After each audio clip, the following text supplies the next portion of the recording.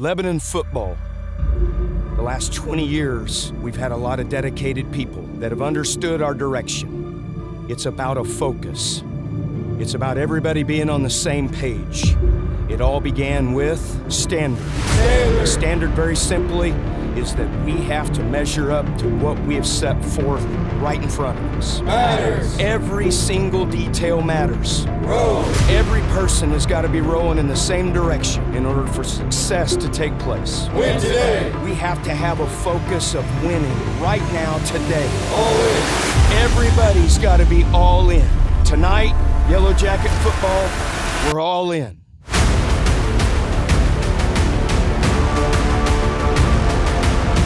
Jacket Nation, a lot of sweat, blood, and tears have been put into this season. And tonight, you guys are a part of us, a 12th man. So get ready, because it's getting ready to go down here at Jacket Stadium. Let's play football.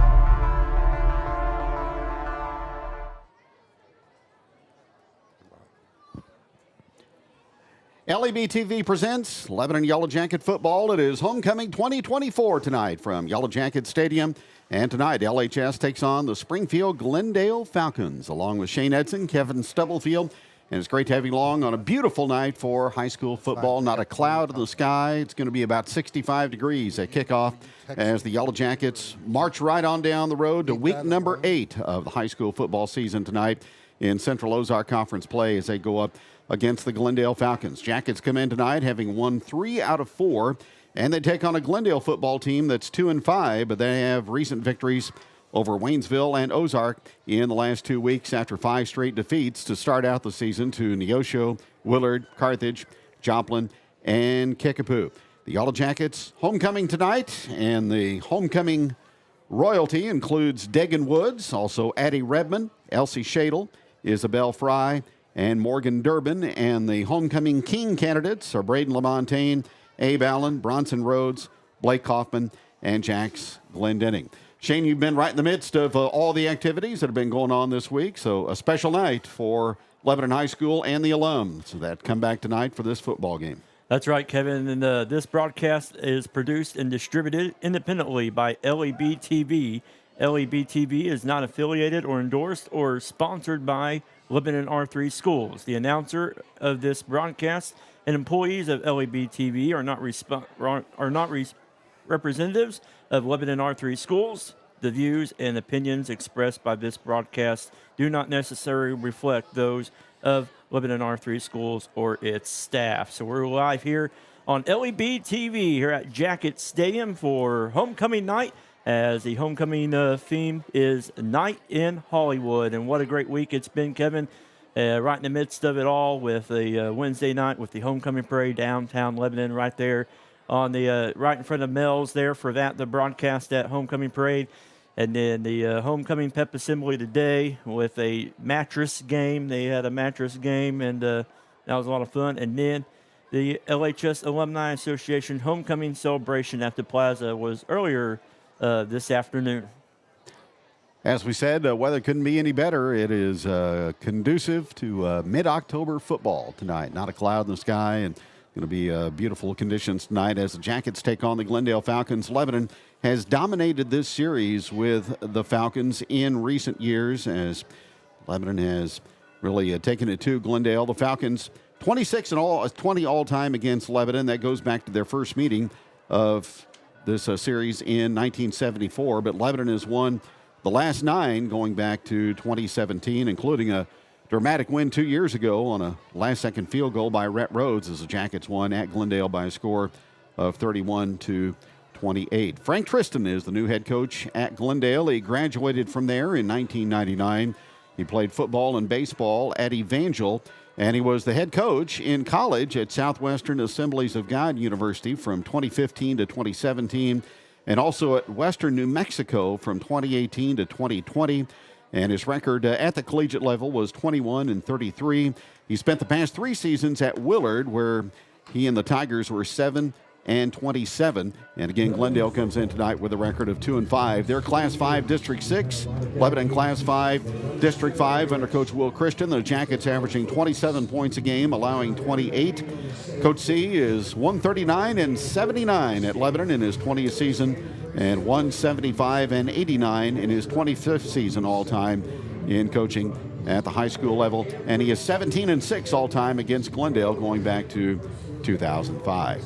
It's the Jackets, and it is the Glendale Falcons on LEB TV. We'll check the starting lineups and be back with football next here on LEB TV.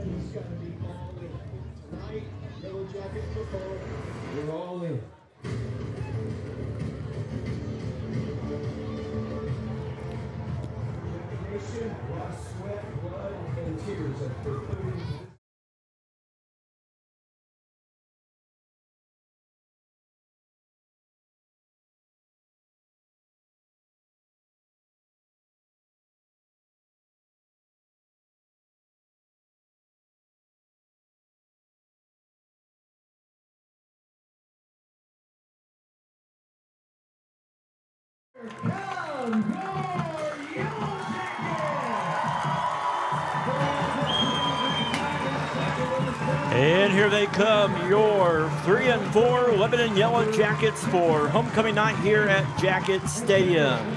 As the Jackets are looking for their first win at home here at Jackets Stadium this season.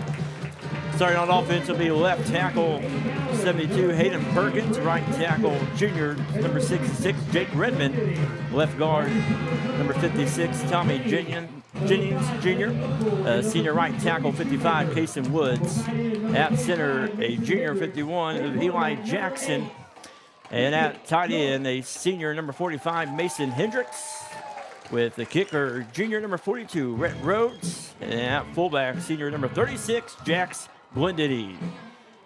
At slot back, junior number 22, Braden Christian. At quarterback, sophomore number 8, Beckett York. Wide receiver, junior number 5, Evan Ogle. And out slot back, senior number 3, Abe Allen. Wide receiver, junior number 2, Brody Shoemaker. And at wide receiver, senior number 1, Braden LaMontagne. Kevin, I wrote down keys to the game tonight for Lebanon. Keeping the train moving, keep improving. Going in tonight with a 1-0 mentality at the end of the game. Taking care of the ball, and offensively, defensively, and special teams all got to be running together. We've seen that the last couple of weeks. Lebanon won the turnover battle last week at Kickapoo, and they are -3 in the turnover department this season coming into tonight's football game. For Glendale on offense, their quarterback is Cash Newberry, Jacon Seats, and also Liam Wormington, the inside receivers. Joel Rover and Trevor Heeman, the outside receivers. Jalen Lockett is a running back. That's kind of a strange part of nomenclature for Glendale offense to have a running back after the spread attacks of the days of Coach Mike Mock. The right tackle is Brett Osborne. Trenton Franco is the right guard. The center is Saul Spurgeon. He's 6'5" and 355, and a senior. Connor Gebkin and Bryce Fell on the left side at guard and tackle. For Glendale defensively tonight, their secondary includes Cameron Major, a strong safety. Jalen Lockett goes both ways. He's at free safety. Cameron Richardson and Camden Bellamy are the cornerbacks. Brady Yates and Derek Washington and Scout Rollins are the linebackers. And up front for Glendale on the nose is Saul Spurgeon, Hoden Wadlowski, and Bryce Fell and Lucas Massey are the defensive ends tonight for this Glendale Falcon football team. This is the next to last regular season game of 2024. Right now, Kevin, they're having a special announcement or a moment of silence here at Jackets Stadium for Rudy Jr. Zavalis. For being you, and we'll see you soon.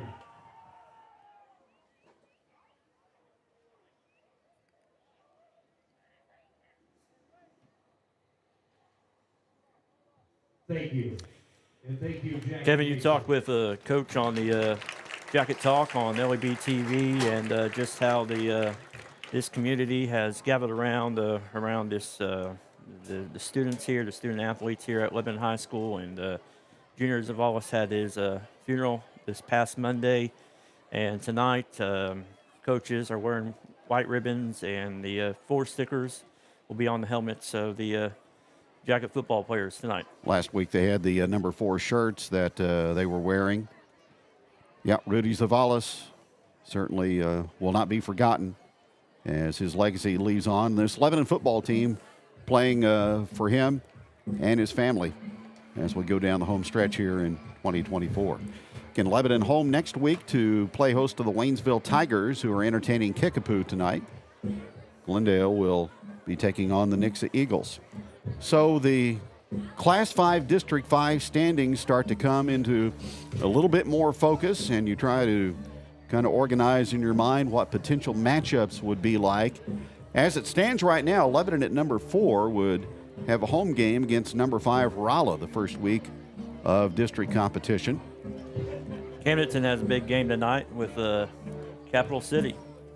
Capital City is the number 2 seed currently in the district behind number 1 Helias. So there's going to be still some shuffling going on in the district standings here in the next 2 weeks. And then Lebanon will hope to be playing its best football, as they always do each and every season when the month of November rolls around.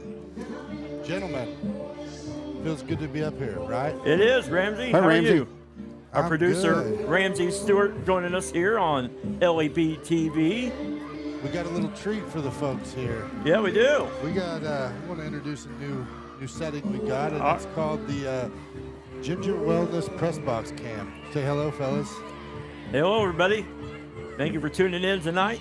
You're getting up and close and personal right here with Super Shade and Kevin Stubblefield. The Warson Media drone is also here, giving you great above-ground views of tonight's setting.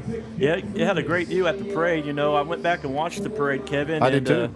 Officer Ambrose had to get out of his car because another car was coming down Commercial Street right when they were turning on to Commercial Street. But that was pretty cool there to get that shot there. But I like Officer Ambrose because he's my next door neighbor, so he provides a lot of security detail for our neighborhood. he does. He's a good guy. I got to visit with him at the parade, and really good guy. You know, Kevin, as you mentioned, you know, during the off season, we went to this new conference, and right now Lebanon is playing its best football at the right time, and looks like captains are coming out and holding a special jersey. Jersey number 4 of Junior Zavalos. Jackets will be in their all-black tonight. Glendale in the all-white uniforms. Fortunately offset with black numbers, so easy to ascertain the numerals on those uniforms.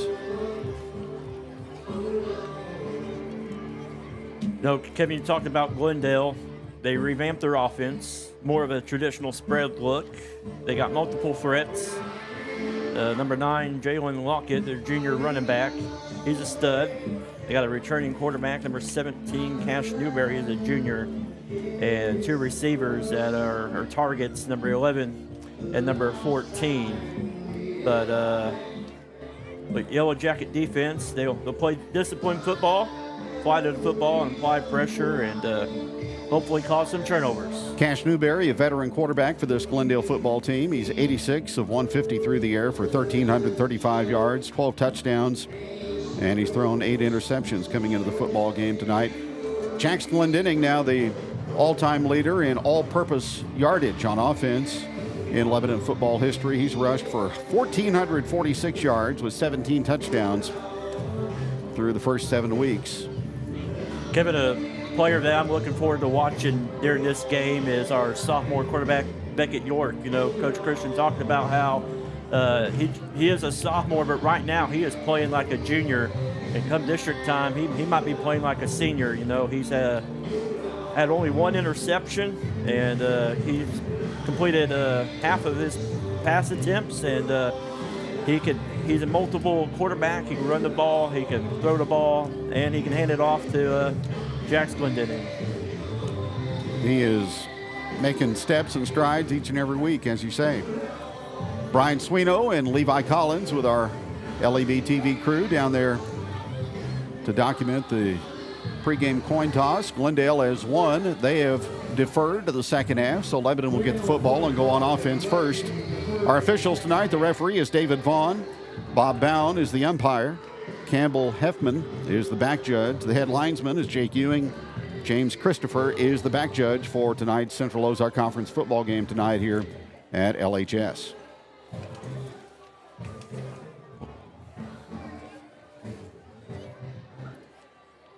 Well, Kevin, I just got to say, it's an honor to be in the booth with here tonight, calling Yellow Jacket football on homecoming night. And, man, this place is getting packed, and everybody wearing their pink for Breast Cancer Awareness Month for October.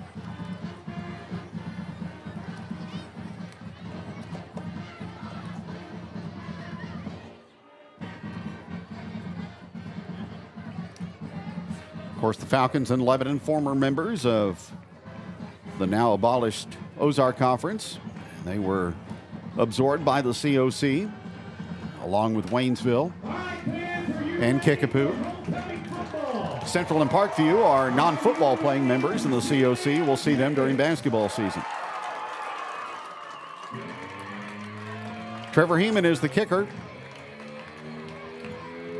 And he will boot it away. Jax Glendenning back deep to return for the Yellow Jackets, along with Braden LaMontagne.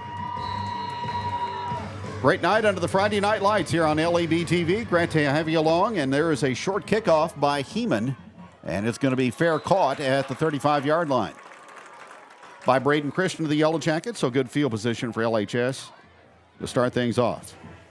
You know, Coach talked about having the stars on special teams at this point of the season, getting late into the season, getting them some playing time on special teams, and Braden Christian with the catch there to get things started. Of course, he had a fumble return for a touchdown on the second half kickoff last week at Kickapoo. First down and 10. Eli Jackson over the football. Beckett York calls the signals and hands the ball on first down to Jax Glendenning, who probes the left side, and he's out to the 40-yard line and picks up about 5 on first and 10 for the Yellow Jackets. Jalen Lockett, the safety, makes the tackle. Give Glendenning 6. It'll be second down and 4. Right now, Glendale is coming at him with a even front there, as Coach Summer talked about. They will probably switch that back and forth from an even to an odd. Football from the left hash mark on second down and 4. Not much wind to speak of tonight. York tosses it, and a sweep to the near side with Abe Allen across the 40, 45-yard line, and he lands out at the 49. Abe Allen has a Jonesy's Travel Center first down for LHS. Cameron Richardson, the left cornerback, made the tackle for Glendale. And Abe Allen coming up a little bit dazed there. He took a hard hit. Took a hard hit there. I believe that was number 4, Cameron Richardson, with a tackle there. As right now it'll be a first down for Yellow Jackets at the 50-yard line, and first and 10. First downs brought to you by Jonesy's Travel Center. Touchdowns by Riverfront Campground. And here goes Jax Glendenning as he stays on his feet. And between the hash marks, he pushes forward to about the Glendale 45. Offensive line starting off good here for the Yellow Jackets. You know, right now, majority of them are juniors, and good to see them coming back for another year. But Jax gives a lot of kudos to that offensive line.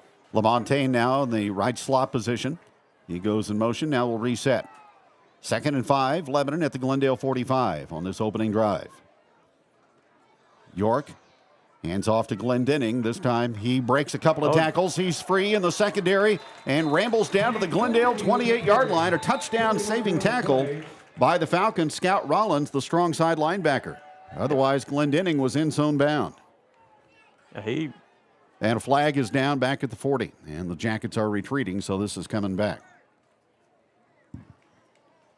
Hold against Lebanon. Philly is holding against Lebanon.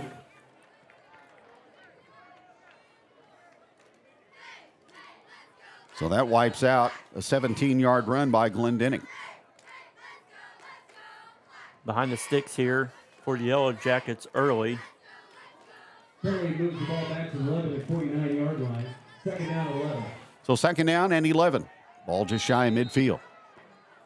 Hendricks, who was the tight end on that play, goes out. Now he will check back in. Jackets trying to get the right personnel grouping.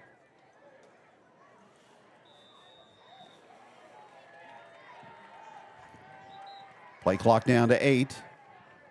Now they reset it. Penalty marker on the field. And we get another marker, and they're going to pick the flag up. There is no penalty. So it'll be second down and 11. Mason Hendricks went in, and then he came back out during that pickup flag there. Ogle is flanked wide to the left side. York. Up the middle is Glendenning, and he takes it forward to the Glendale 47. Jack Glendenning with the Tackled by Lucas Massey, the junior defensive end.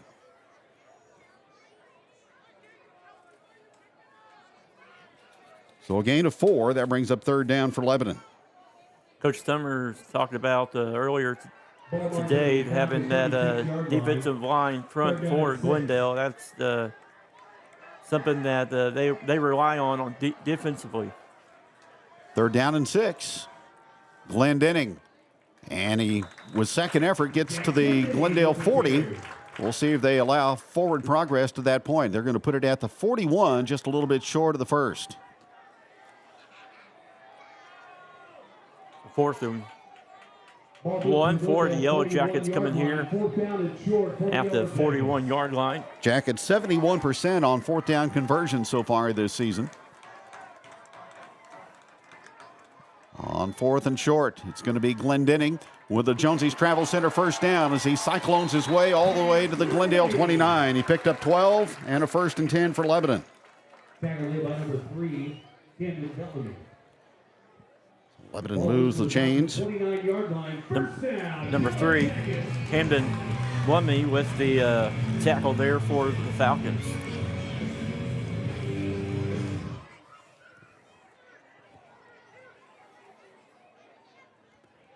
First down, Lebanon at the 29 in Glendale territory. No score in the first quarter with 9:05 remaining. Motion Christian down the line on the option keep. It is Beckett York, the Lebanon quarterback, and he dives to about the 24. Tripped up there by number 9, Jalen Lockett for the Falcons. Hogan Waldowski also there. 5-yard gain for York. Second down and 5. He's rushed now for 94 yards on 34 carries this season. Second and 5 from the Glendale 24. Lebanon on the move. York fakes the counter play. Now he rolls out and throws the bootleg pass incomplete at the 10-yard line, intended for Hendricks, and a flag down. Marker down at the point where the football arrived toward Mason Hendricks, and now Falcon is shaken up. Is Mason Hendricks there? It was 1 versus 2 as 2 Falcons were there to. I believe that's Cameron Richardson who's down on the field for the Falcons. Hey guys, well, take an injury timeout. Let's recap Wednesday night's homecoming parade. Let's do that. It is Homecoming Friday as Lebanon will entertain Springfield Glendale. We'll have the broadcast at 7 o'clock, and then Lebanon will host Waynesville in the final regular season game the following Friday. Like I said, it's homecoming week. A lot of activities this week. Spirit week at school. I'll tell you, it's a busy time for Lebanon Band and their director, Aaron Stewart, who does such a fantastic job. Of course, they rehearse their football performances for their Friday night halftime shows, and then getting prepared for their festival competition, and then they've got to get in Christmas parade mode also, because that's coming up in the not too distant future also. In our parade telecast being brought to you by Phones, Furniture, and Lawn Equipment, and also by Mel's. Stop by and grab you something to eat after the parade. Come on downtown. 12-yard line, first down. Once again, a great night Wednesday night in downtown Lebanon for the homecoming parade. Jackets after a pass interference call. Handed off to Glendenning. Short yardage to about the 9. Right now, Jackets are doing a good job moving the ball and running that clock down. Not quite like a first drive against Nixa, but they're gaining yards. And in the red zone. Gain of 3 in the SS Burns Farms red zone.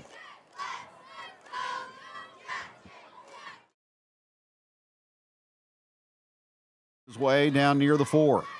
They'll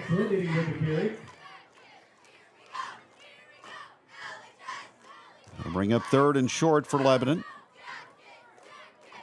Jalen Lockett made the tackle for the Falcons. 5-yard line. 3rd down and 3. So 3rd and 3 from the 5. 4 down territory for the Lebanon offense. LaMontagne goes in motion. It is going to be Glendenning, and he will high step his way to the end zone for a Riverfront Campground touchdown for Jax Glendenning, number 18 on the season. Great start offensively for the Yellowjackets as they took care of the football. They moved the ball, got hit with some penalties, but came out with a touchdown at the end with 7 minutes and 12 seconds remaining in the first quarter. Rhett Rhodes on for the point after. Out of the hold of Braden Christian. And the low line drive kick is sent on the way, and it is good. 7:12 to go in the first quarter. Jackets 7, Falcons nothing on LEB TV.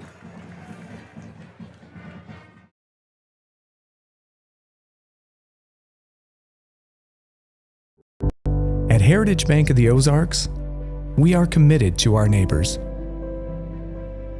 Your local dollars are invested in our local communities. With local lenders and local decisions, because at Heritage Bank, we are neighbors serving neighbors.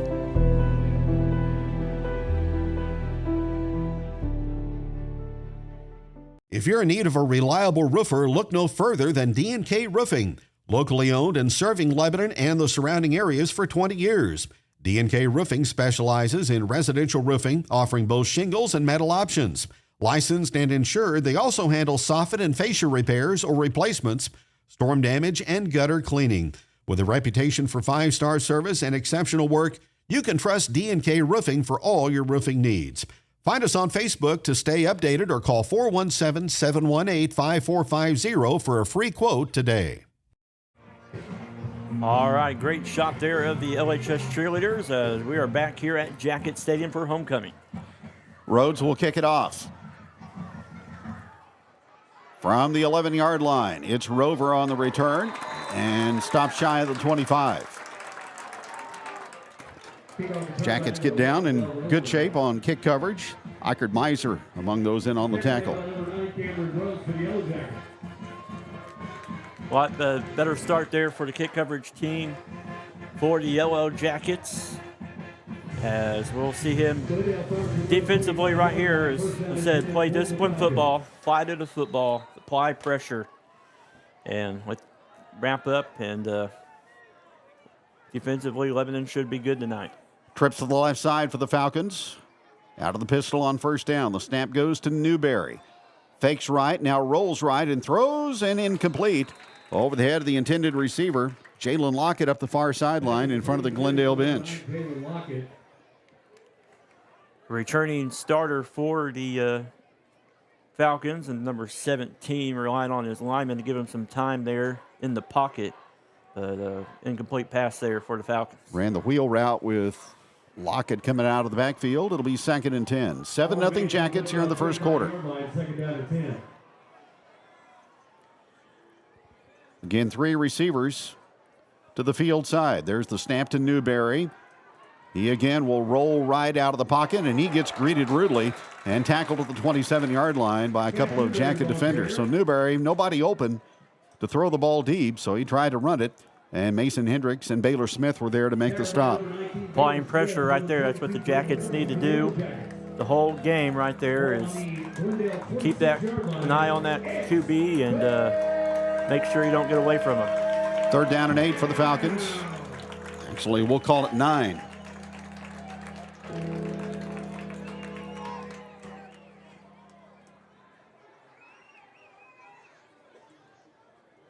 Three-man front for the Yellowjackets. Newberry calls for the football, movement along the defensive front, and the Jackets may have encroached.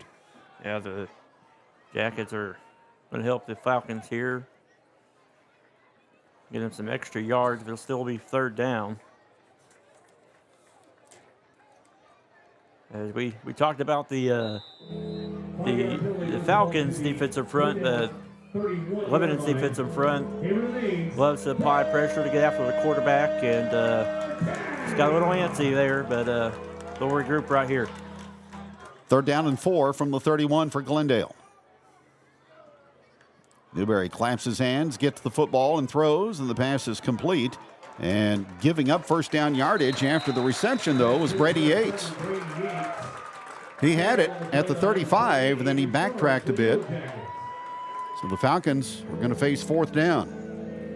Baylor Smith there, and I believe Avery Starnes there on the tackle there for the Yellowjackets. It'll bring up fourth down and 1 as the black hole right here is going to get loud and help this defense out here at Jacket Stadium on homecoming night. Line to gain is right at the 35. 4th and 1 for Glendale. They'll keep the offense out there and go for it. Three-man front for Lebanon.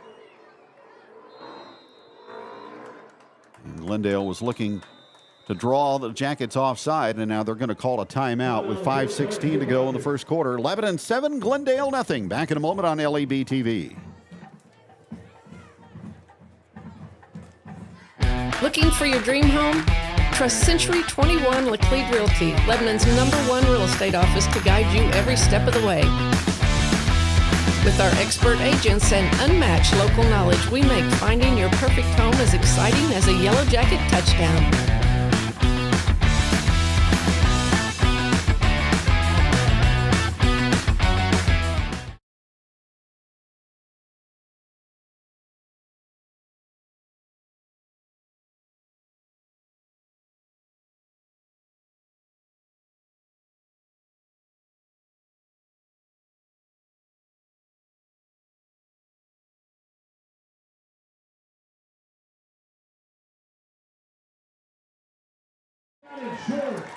Appreciate the sponsors for helping out on LEB TV.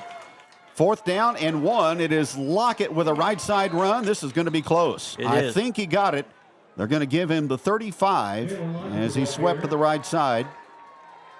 Looks like and the Falcons will move the chains. Yeah, they're going to give him the first down there. Ball marked at the Glendale 35-yard line. That extra push out the end, I believe, got it there for the Falcons. As it'll be on the 35-yard line. 1st and 10 for the Falcons.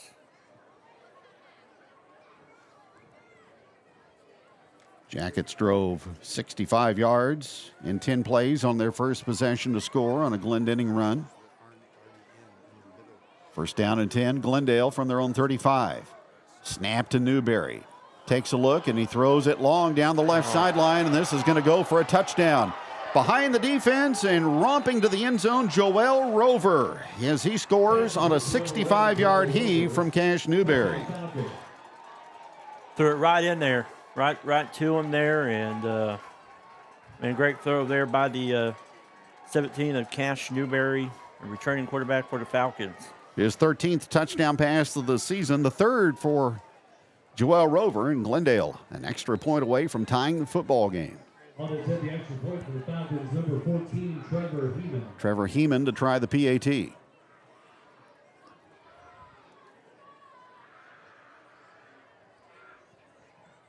And his kick is on the way, and it is good. Glendale 7, Lebanon 7, with 4:38 remaining in the first quarter on homecoming night on LEB TV.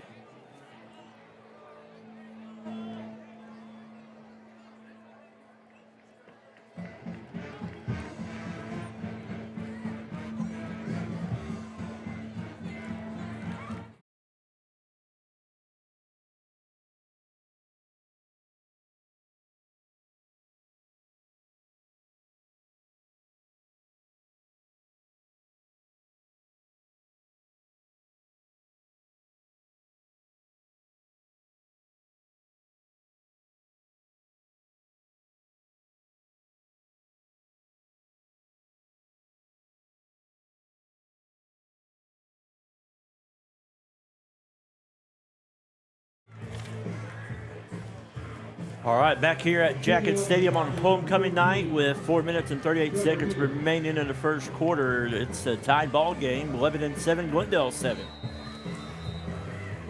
So each team has found the end zone on their opening possession tonight. In a high short kick, and fair caught once more by Braden Christian at the 34-yard line, and then he got hit after making the reception by Liam Wormington, and that may be a penalty on Glendale.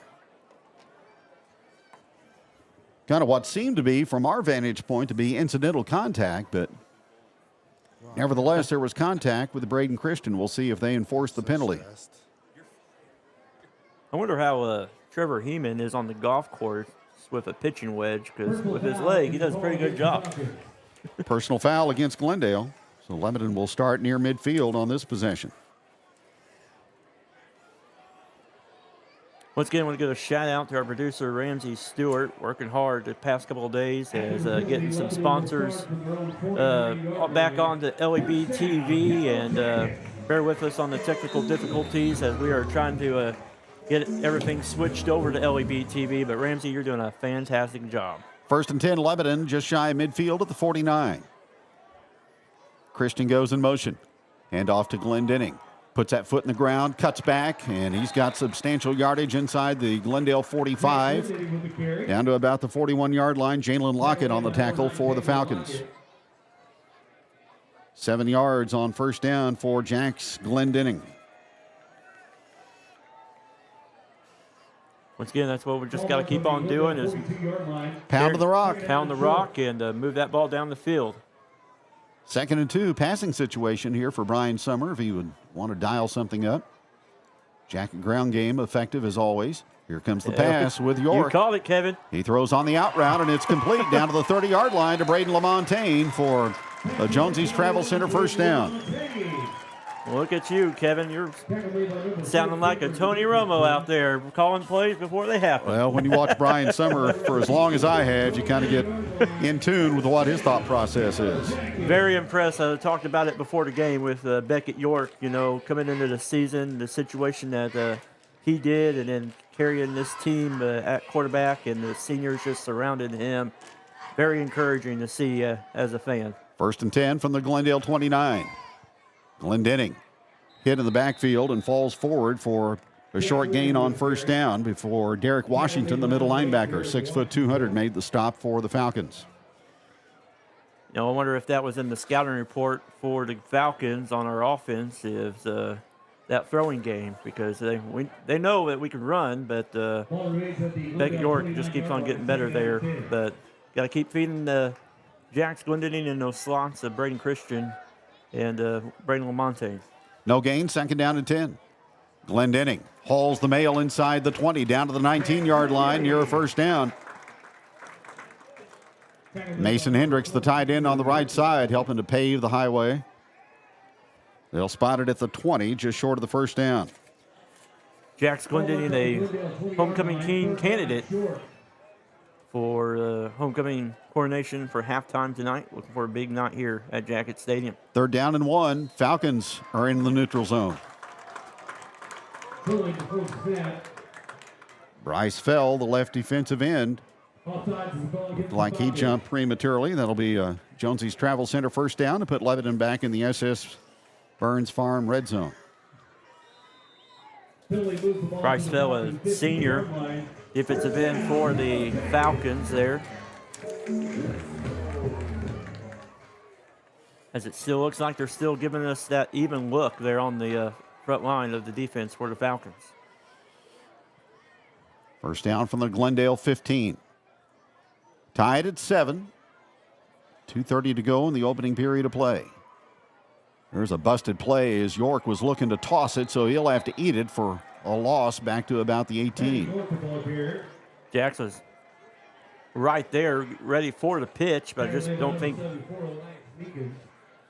Beckett was able to get that pitch off with the defenders right there from the Falcons. So it's a loss of 3. 2nd down and 13.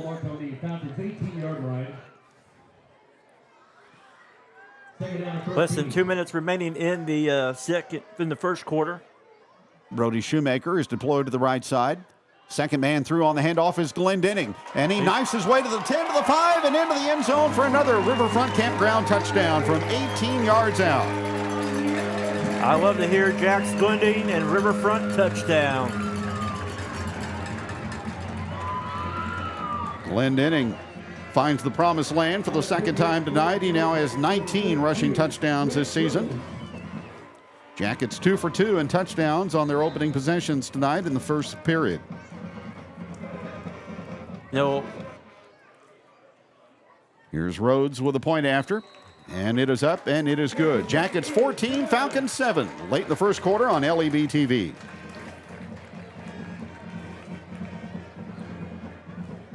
If you're in need of a reliable roofer, look no further than D&K Roofing. Locally owned and serving Lebanon and the surrounding areas for 20 years. D&K Roofing specializes in residential roofing, offering both shingles and metal options. Licensed and insured, they also handle soffit and fascia repairs or replacements, storm damage, and gutter cleaning. With a reputation for 5-star service and exceptional work, you can trust D&K Roofing for all your roofing needs. Find us on Facebook to stay updated or call 417-71. Jack's Glendenning has scored a lot of touchdowns on this field, but his best performance was Wednesday night right here at Fields of Faith, FCA, as he gave a testimony in front of hundreds of students. And wow, just what a great guy, what a great student, and what a great running back for the Yellowjackets. One of the best friends with the late Rudy Zavalos.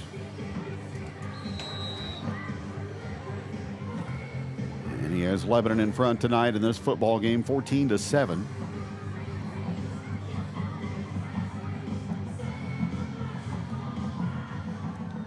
Rhodes kicks it off short. From the 27-yard line, Avery Starnes down there in pursuit. Jackets will hold the returner inside the 30 as that ball was brought back by Jacon Seats. So 1st and 10 for Springfield Glendale. They got a Cash Newberry to Joel Rover's 65-yard touchdown pass on their first possession. I believe that was number 26. Carson Hill. Carson Hill with the tackle there for the Yellowjackets. Really close to numbers between Hill and Starnes. Carson Hill, Lebanon's leading tackler on the season. 1:42 to go in the first quarter. 14-7 Lebanon. Low snap to Newberry. Throws complete out to the 34-yard line on first down as the pass is caught by Seats, the 5'9", 150-pound junior wideout. Talked about Carson Hill and Avery Starnes. Carson Hill with 56 tackles and added to that by the night. And Avery Starnes right there with 53. Gain of 9. It'll be 2nd and 1 for Glendale from their own 33.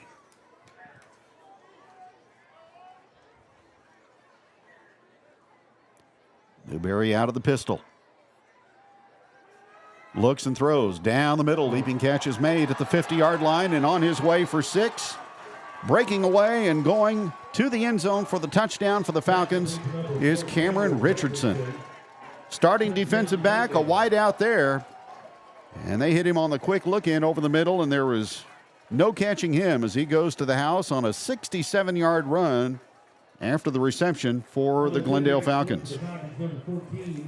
Got a lot of free space right there for number 4 receiver there, and took it to the end zone. His second touchdown reception of the season. So Lebanon has driven the ball methodically. The Falcons have used the long ball on offense to score. Heeman with a point after, and it's up, and it is good. We're tied at 14 with under a minute to go in the first quarter. Fireworks on homecoming night here at Jacket Stadium on LEB TV.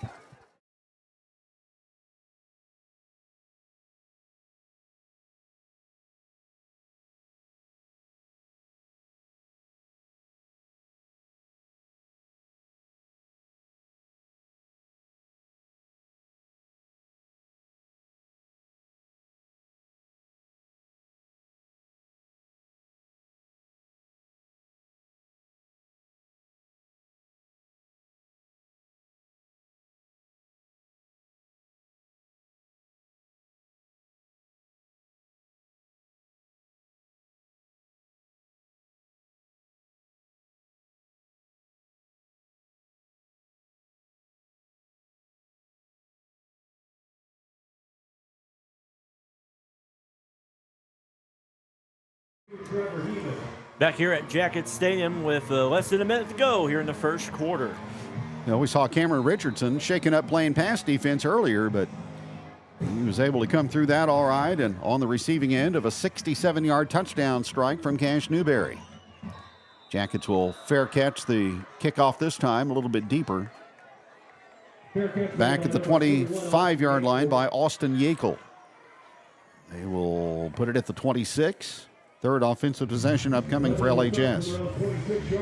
Kevin, tonight here at halftime, we got a special treat for the fans on LAB TV. Thanks to Nathaniel Mannix and Cleveland County History. They got the video of the 1940s homecoming parade. That is awesome. I guess AI has been in the favor of the Nathaniel Mannix. It won't be color, but it will be vivid. First down for the 26. Handoff, Glendenning. Pile driving his way forward. Falcons can't get him down until he reaches the 35. Picks up 9 on first down. Jalen Lockett, among others, in on the tackle for Glendale.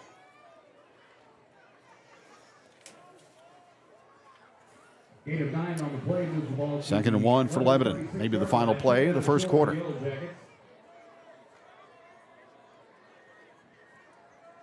Both the offenses tonight are putting the defenses under the gun. LaMontagne goes in motion. They'll toss it to him. He'll run it to the short side. He gets wrapped up and taken down hard in front of the Glendale bench, but he'll have Jonesy's Travel Center first down to the 40. We tackled there by number 3, Hayden Bellamy. I know I'm butchering that last name, Kevin, but number 3 there for the Falcons there on the tackle. 4-yard gain, first and 10 for Lebanon. 5 seconds to go. York is yet to get under center, and time will expire to end the first quarter. It's been a good one so far at Jackets Stadium. Homecoming 2024, Lebanon 14, Glendale 14 on LAB TV. At Heritage Bank of the Ozarks, we are committed to our neighbors. Your local dollars are invested in our local communities. With local lenders and local decisions, because at Heritage Bank, we are neighbors serving neighbors.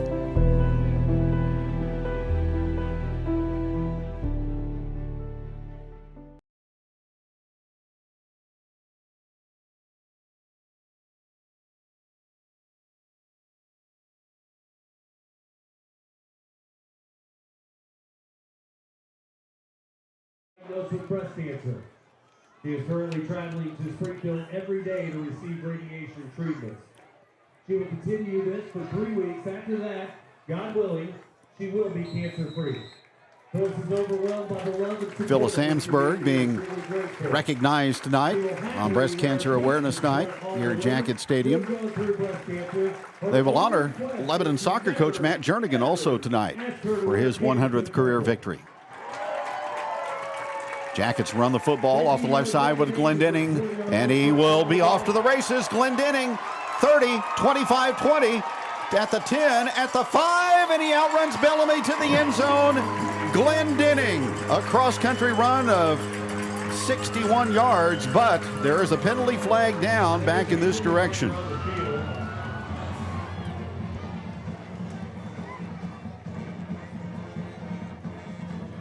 Officials haven't summoned the teams to go back toward the other end, so we'll see what the call is.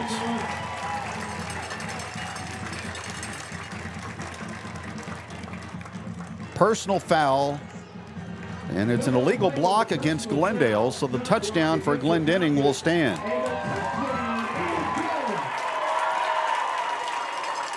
Jax Glendenning, touchdown runs tonight of 5, 18, and now 61. And that was a 60-yard touchdown run for number 36. Lebanon back in front. Keep adding on to that all-time rushing. Rhodes for the PAT.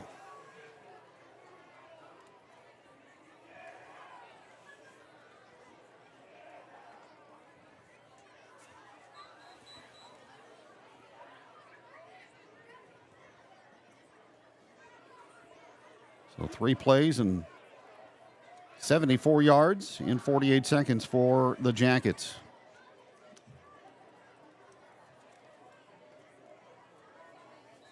Win tonight gets Lebanon to 500 for the first time in 2024. They're going to have to work hard to earn it, though, against this high-powered Glendale football team. Point after by Rhett Rhodes splits the uprights and puts the Jackets in front 21-14. 11:45 to go. Early second quarter on homecoming night here on LEB TV.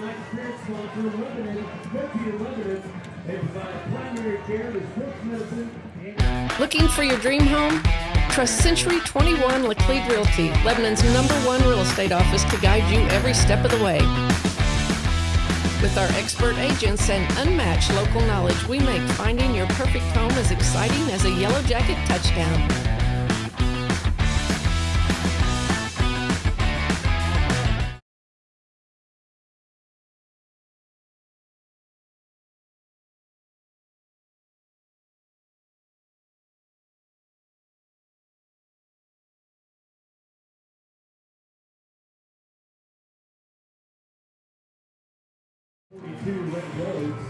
Great night, great view here at Jacket Stadium as the Yellow Jackets are up 21-14 against the Glendale Falcons with 11:45 remaining in the first half. Back to return for the Falcons, number 11, Joel Rover. As looks like they will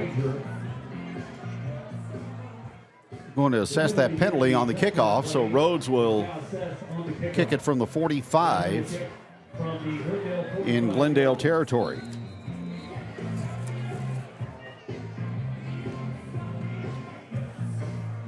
So Rhodes should be able to tag this one into the end zone for a touchback if he elects to do so.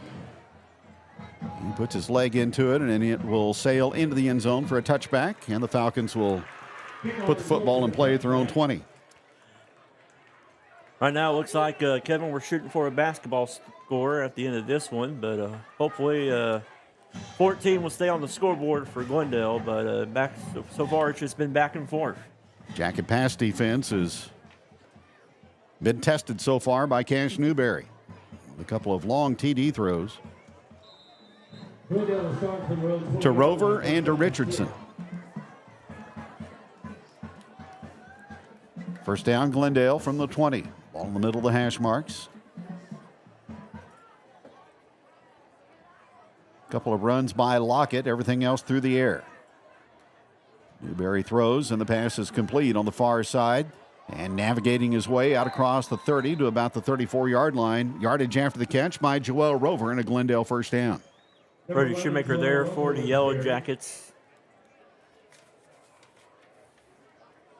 That'll be a first down for Yellow Jackets, for the Falcons, excuse me. Second first down of the night by Glendale. On the 32-yard line. First down and 10. Trips to the right, single receiver left. Newberry takes the snap out of the pistol. Rolls left, back across the middle. Throws high, pass is caught at the Lebanon 47-yard line. A leaping catch by Trevor Heeman as he took a shot and held on. Gain of 21 and a Glendale first down. What a catch by Heeman. Once again, the Jackets are struggling on that pass defense, but it's the first half, and get through this first half and then go in the locker room at halftime and make those adjustments. Defense was better there on the pass, just a better catch by Heeman. Glendale in Lebanon territory. Here's a pass across the way and caught and run down to the Lebanon 41 by Seats. Evan Ogle and Braden LaMontagne there to make the stop. But a gain of 6, and it'll be second down for the Falcons. Nice cool night here at Jacket Stadium.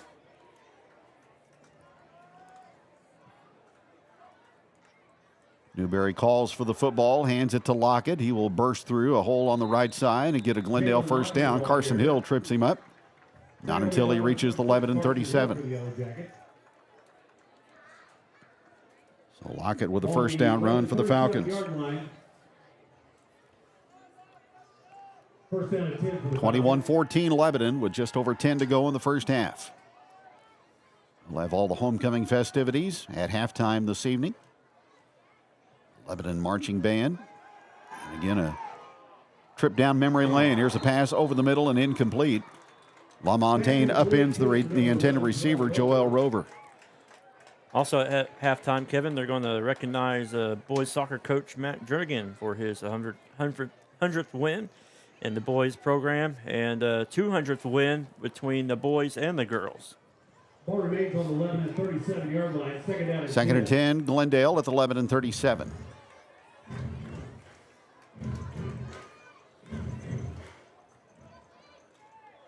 Trips left, seats the single receiver to the near side. There's the snap, there's the handoff, and it's Lockett. Spins away from a tackler and goes down to the 35. Nick Allen Pritchard made the stop for the Yellowjackets.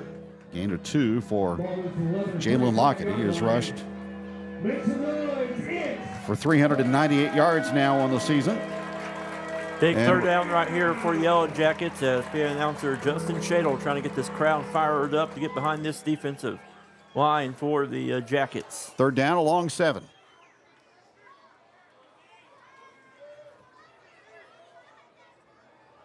(21-14) LHS. Play clock at 10. Fake. Newberry down the middle, incomplete. Tried to go to Heeman and threw it out of his direction. And that brings up fourth down. Yeah, Cameron Rose got tripped up there by the Turf Munsters there, but overthrown pass there by number 17, Newberry, as it'll bring up fourth down, and we'll see what the Falcons choose to do here on 4th and 8. They've got a first down previously on a fourth down conversion attempt. 0 for 2 now on third down. Chance for Lebanon to get a stop here and get the offense back in motion. From the 35-yard line, there is illegal motion on Glendale. Motion. Left tackle It'll be a raised up prematurely. tough decision here for Glendale's new head coach, Frank Tristan. See if he will decide to go for it or bring out the punting unit. Elias Meekins, the guilty party. And they're bringing out the punting unit, looks like. So, great job there by the Jacket defense to play disciplined football and not be cut off there. But Brady Yates will come on to punt. Evan Ogle back deep for Lebanon. Inside his own 10-yard line. Good snap from center. Line drive kick. Ogle will watch it sail, and it caroms into the end zone. Jackets will get the touchback out at the 20-yard line with 9:10 to go here in the first half. Lebanon in front by a score of 21-14 on two first quarter Jacks Glendale touchdowns, and then a 61-yard run in the second. once again, a great view there by Warson Media, Nathan Warson, part of LAB TV. If you're watching on LAB TV, don't be afraid to get loud and cheer and get on your feet and scream in the living room or at Jonesy's or Brick House or wherever you may be watching from. First down and 10 from the 20. There's the snap. York down the line. Hands to Glendenning, and he angles his way out across the 25 out to about the 29-yard line. 9 more on first down for Jacks Glendenning. Glendale tackle by Cameron Richardson. You know, right here with 8 minutes left in the first half, the Yellowjackets right here need to run the clock down as much as they can because they don't want to give the ball back to that offense of the Falcons. 158 yards rushing in the first half for Jacks Glendenning already. Second down and 1 from the 29.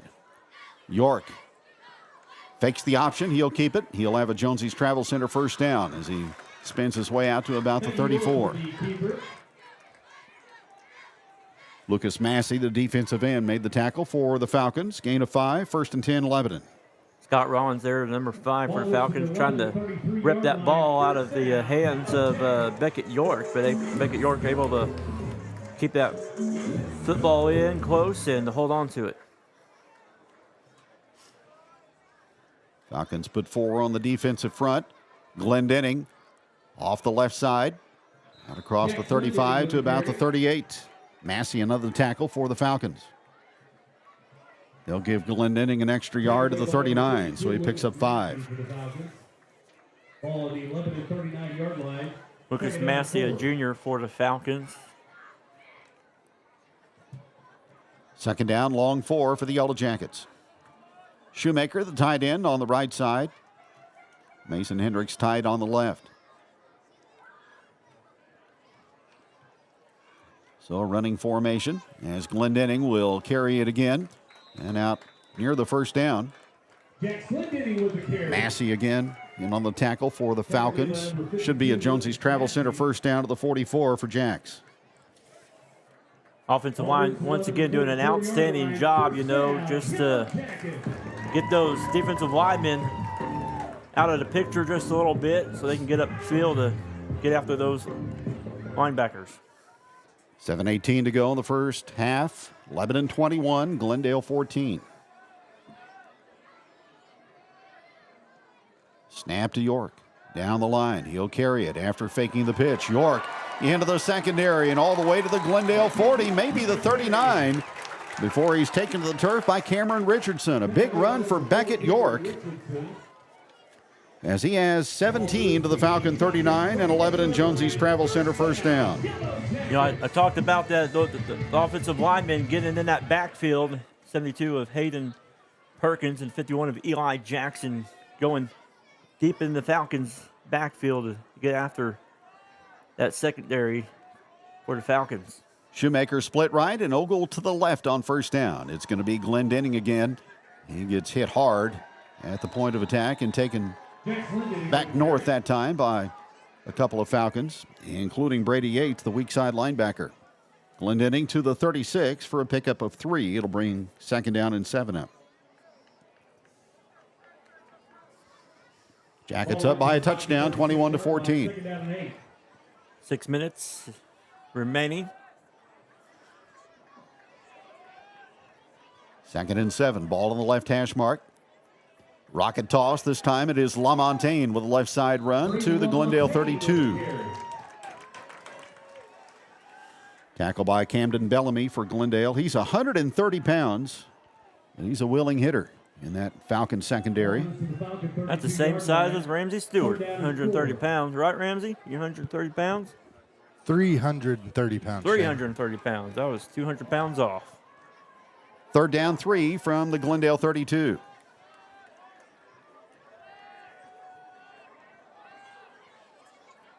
York, Glendenning. And he's got another Jonesy's Travel Center first down, punishing Glendale tacklers inside the 20-yard line to the SS Burns Farms red zone once again. Key to the offense tonight, keep feeding that 36 of Glendenning, and man, he is hard to bring down as the Falcons are finding that out. 15-yard gain there.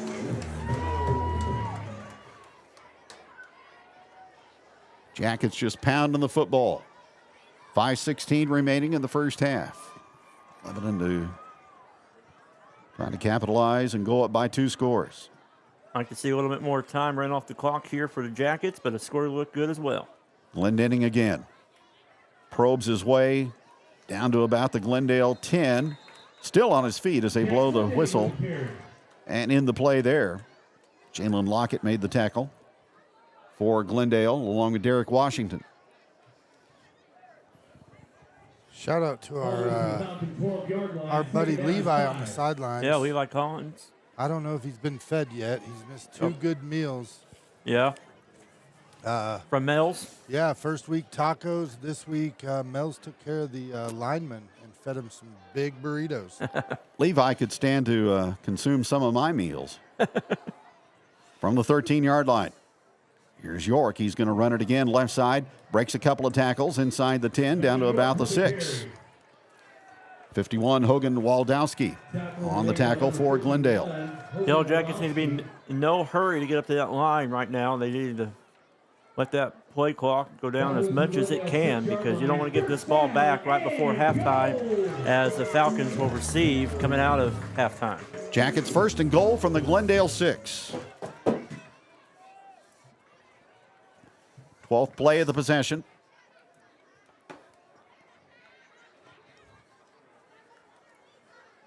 York takes the snap, and again it is Glendenning. And he continues to surge forward to the doorstep of the goal line inside the 1.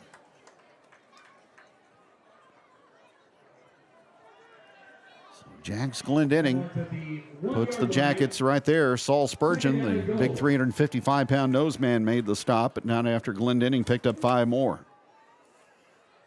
2nd and goal from the 1. Again, Jackets taking no time to get in the huddle, wanting that play clock to go down as much as it can before they hike that football. 3:19 on the game clock. Play clock at 6. It's Glendenning, and he is unabated into the end zone for a Riverfront Campground touchdown. The 4th time tonight, Glendenning has found the end zone for the Yellowjackets. I'll take it. As they up the lead to 27-14. 3 minutes and 13 seconds remaining in the first half here, and Jackets going up 2 scores right here, and big defensive stop for them coming after this PAT. 12 plays, 80 yards. Point after Rhett Rhodes is high and accurate, and the Jackets go up by a score of 28-14. Lebanon football tonight on LEB TV.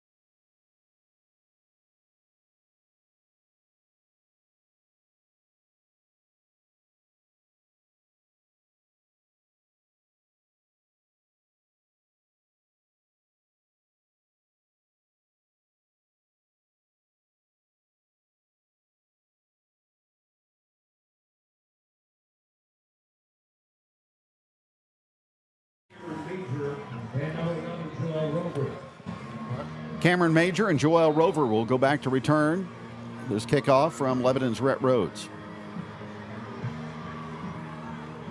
Apologize for some of the limited commercial advertising we have tonight. We will get that made up. Running up to make the return, Major, now to the 30-yard line. LaMontagne takes him out of bounds at that point, and the Falcons will start 1st and 10. Right here, the defense needs to step up here, and the crowd get behind them there, and fans watching on LBTV.com, not .com, but on the YouTube channel, to get behind this defense. It'll be a big stop right here, big drive for the Falcons. There's a lot of LEB TV content on YouTube, folks. If you want to get tuned in what's going on locally, that's the place to go. 1st down and 10. Newberry throws it out to Heeman on the left side. Jackets rally to the football, and LaMontagne comes up and strikes him right near the line of scrimmage. Applying pressure right here. This defense is going to lock it in right here going into this final 3 minutes here in the first half. 2nd and 10 for Glendale.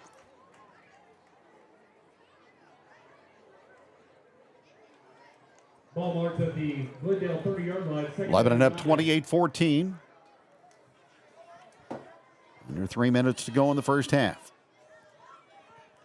Lockett the single setback. There's the snap to Newberry. Pressure coming. Newberry hurls it long down the field and dropped. A sure touchdown. Dropped that time by Glendale's Jacon Seats. Whoa. Did I do that? That was going to be 6 for sure. Instead, it brings up 3rd and 10. Super Shane, did you just bring out the Steve Urkel reference on a Friday night in Lebanon? Did you like that? Did I do that? Apologies once again, not having the scoreboard display, but we're going to try our best to give you the score and the times. 28-14 Lebanon, 2:25 to go in the first half. Snap to Newberry. Pressure from Alan Pritchard, and that forces an errant throw intended for Heeman on the crossing route, and it's incomplete, and it brings up 4th and 10. So it stops the clock. Gets the Jackets an opportunity to maybe return a punt and put more points on the board before halftime. This would be great right here if we know if the punt team unit comes out, gets the Jackets the ball here with 2 minutes and 21 seconds in the first half, and they run this drill in practice, Kevin, as they practice that 2-minute drill in practice. Brady Yates, the punter for Glendale, outstanding baseball prospect. He'll stand at his own 16-yard line. Ogle inside his 35. Good driving kick that time. Ogle will return from the 30. Sidesteps the defender. He's across the 35 to the 40. Go. Big block, 50-yard line. 40, 35, 30, 25, 20. Ogle is out of bounds inside the 15-yard line. And a flag is down back upfield at the 47-yard line. Somebody got decleated. Two flags. One of the Falcons absolutely got lit up on that punt return block by the Yellowjackets, but it's going to be nullified.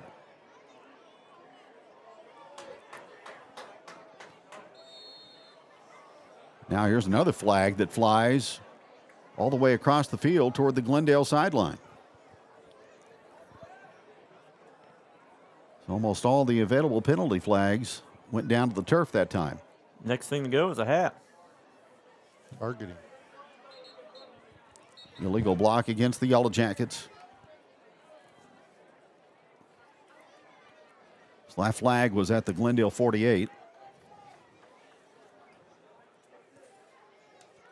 Jackets will start off a little bit deeper than what they had hoped. Sideline warning against Glendale.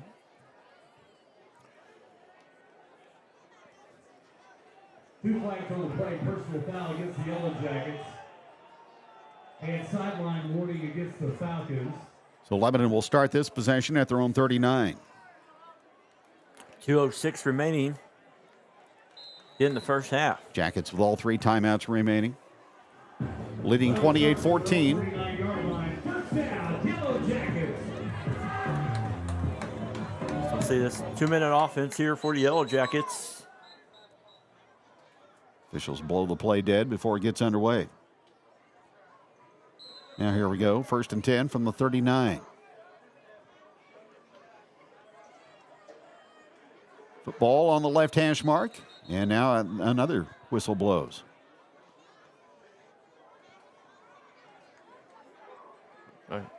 Timeout. Timeout Glendale. They take a defensive timeout with 2:04 remaining in the first half. 28-14 Lebanon, and we'll step aside and be back in a moment on LEB TV. At Heritage Bank of the Ozarks, we are committed to our neighbors. Your local dollars are invested in our local communities. With local lenders and local decisions, because at Heritage Bank, we are neighbors serving neighbors.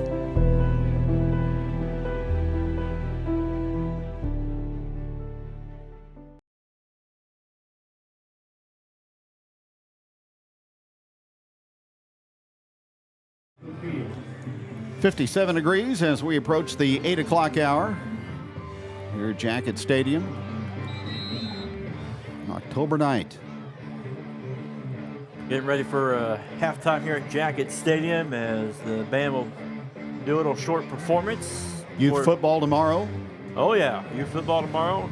Band will travel to Carthage for the Carthage Festival. Then a youth football festival a week from tomorrow here. A lot of festivals here in October.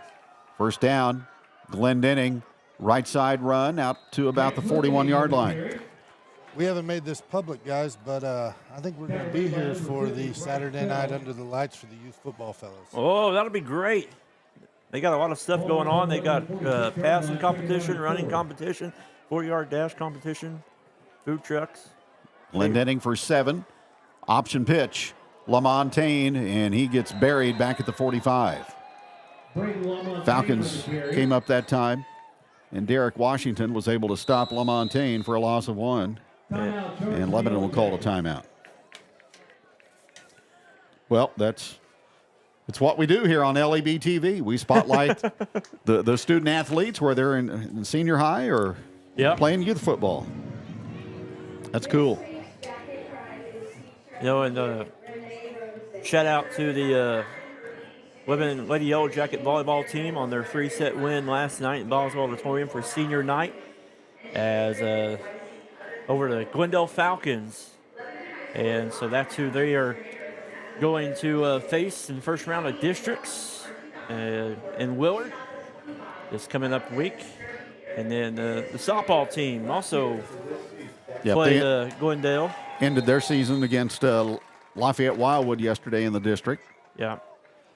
So first season for former Lebanon footballer Kenyon Breedlove.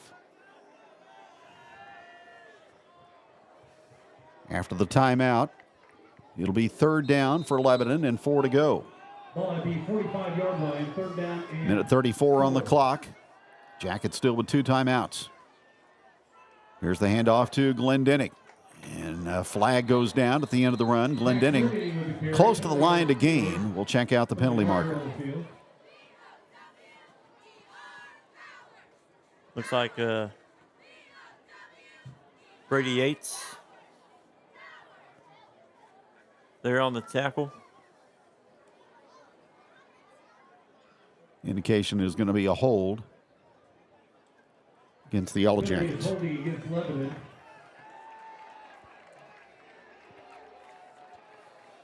So that'll put the Jackets into a passing situation. Guys, I haven't made this public either, but do you have plans next Saturday? That's the festival. Exactly. Well, I'm usually here on Saturdays for Lebanon Youth Football, 8 a.m. for flag, and 3rd and 4th grade after, and 5th and 6th grade after that. Jackets behind the chains here on 3rd and 13.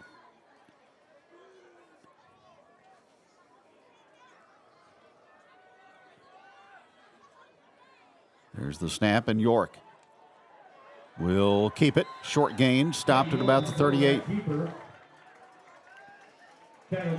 Tackle by Scout Rollins, the strong side linebacker and a sophomore for Glendale. And another timeout called for Lebanon. So we'll bring up 4th and long, and the Jackets will have to punt. Coach Christian in his 20th year here at Lebanon, and coming from Marionville, and what a great 20 years that we've got to witness Coach Christian not only do an amazing job coaching these football players on the field, but off the field as well.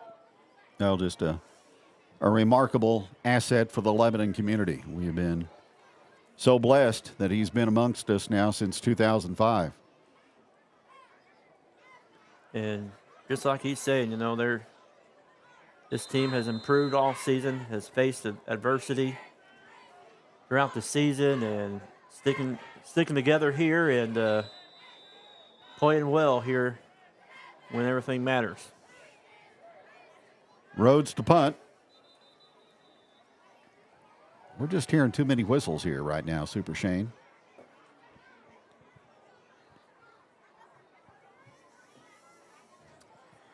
And looks like homecoming coronation candidates are getting ready on the backstretch of the track there.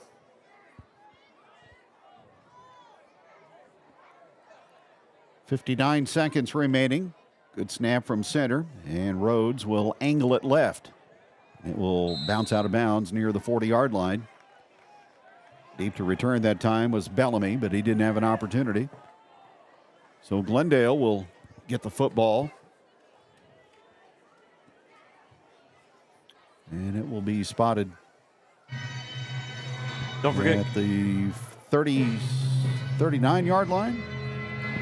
Don't forget, coming up at halftime, the homecoming parade from the 1940s.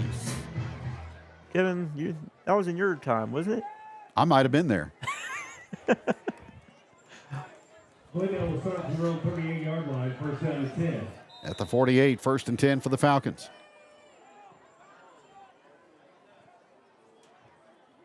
Newberry calls for the football out of the pistol. Throws incomplete. He threw a fastball that time behind Jacon Seeds, who had no chance on that one. Yeah, and you know, if number 2, Brother Shoemaker, would have just stayed a little bit at home right there, he would have had a possibly pick 6 right there. Provided by number 19, Taylor Smith. Ball remains on the Glendale 38. 51 seconds remaining in the first half, as Yellowjackets are up 28-14. As it's been back and forth, but these final few minutes, it's been the Yellowjackets getting up 2 scores. Second down and 10 from the 38. Newberry, pressured by Nick Allen Pritchard. Now he's going to tuck in and go across the 40, and he will head out of bounds at about the 43. Forward progress to the 42, 4 yards on the run by Newberry, and he stops the clock with 44 seconds remaining. Still in the first half here at Jacket Stadium, as the band and the do their performance, homecoming coronation following. Third down 6 for the Falcons. Three-man rush. Newberry lobs it ahead, bobbled and caught, but shy of the first down to Seats. Makes the catch at the 47-yard line, picks up 5. That brings up 4th and short for the Falcons. Avery Starnes right there for the tackle. Bring up 4th down here, as Falcons will be in no hurry to get to the ball, as they're going to, looks like they're going to let that clock run out. So 2 teams will head to the locker room. We will get ready for coronation ceremony. Well, hold up, Kevin. They're rushing. 3 with 2 with 1. There's the snap. Newberry. Going to be hauled down by Mason Hendricks for a sack back at the 44. Mason Hendricks with the takedown in the backfield. That is his 5th sack of the season, his 7th tackle for loss, and that will end the first half with our score 11-28, Springfield Glendale 14 on LEB TV. At Heritage Bank of the Ozarks, we are committed to our neighbors. Your local dollars are invested in our local communities.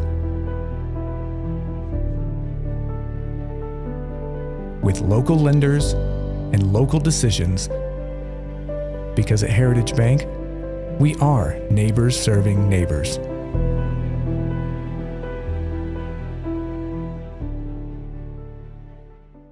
If you're in need of a reliable roofer, look no further than D&K Roofing. Locally owned and serving Lebanon and the surrounding areas for 20 years. D&K Roofing specializes in residential roofing, offering both shingles and metal options. Licensed and insured, they also handle soffit and fascia repairs or replacements, storm damage, and gutter cleaning. With a reputation for 5-star service and exceptional work, you can trust D&K Roofing for all your roofing needs. Find us on Facebook to stay updated or call 417-718-5450 for a free quote today. Looking for your dream home? Trust Century 21 Laclede Realty, Lebanon's #1 real estate office, to guide you every step of the way. With our expert agents and unmatched local knowledge, we make finding your perfect home as exciting as a Yellow Jacket touchdown.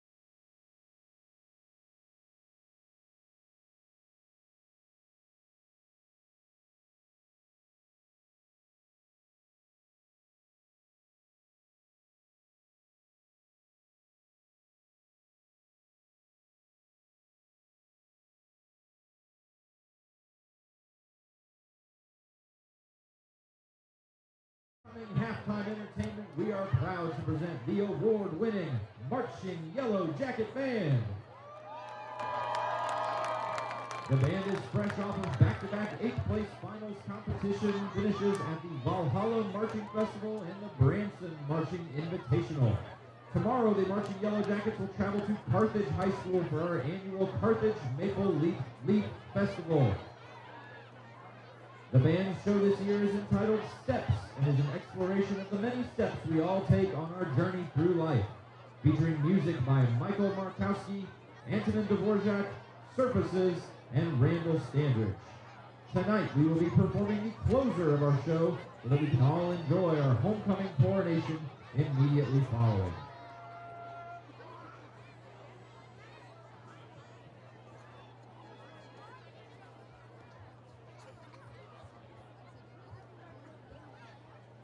Drum majors, Kara Dameron, Gannon Lund, and Cooper Williams. Is the band ready?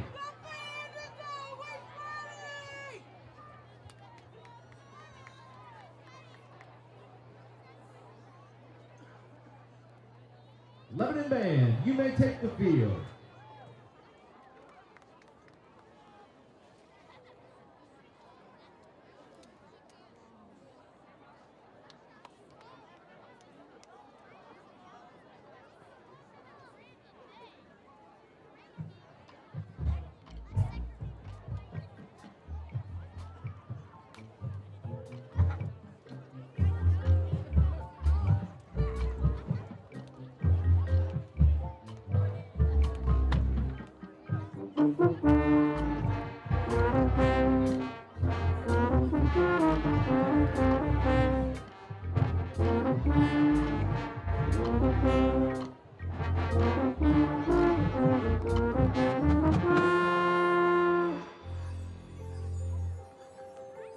Every journey must begin with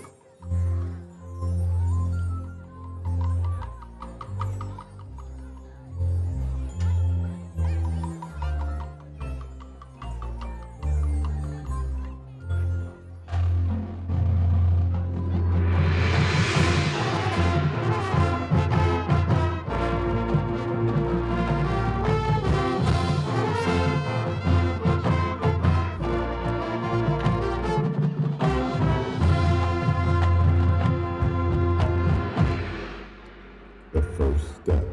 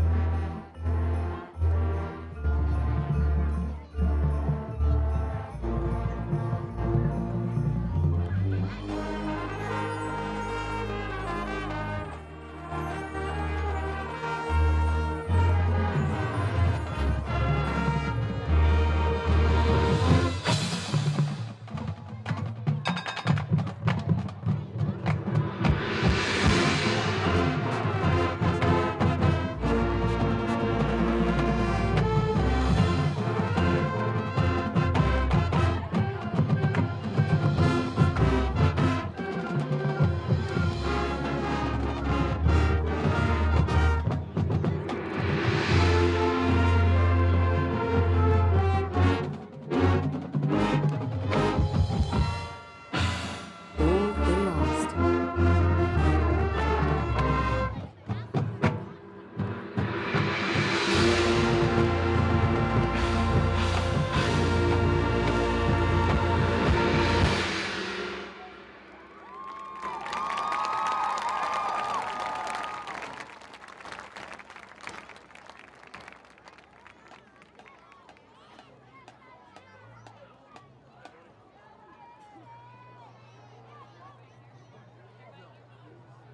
Bands, one more time, give it up for your LHS Marching Band. We just want to wish the best of luck to them.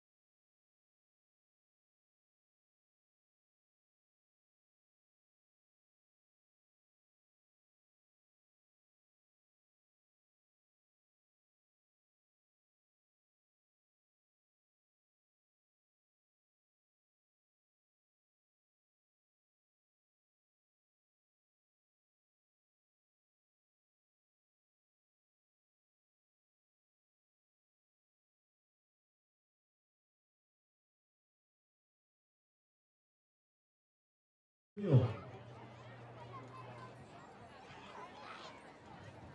Our first Queen candidate is Miss Addie Redmond. Addie is the daughter of Angie and Shane Redmond. Addie is involved in volleyball, track, and NHS. Addie's plans after high school are to play volleyball at Pitt State University. Her favorite teacher throughout high school was Coach Bailey. She said she is always full of energy and encourages me to push past my limits.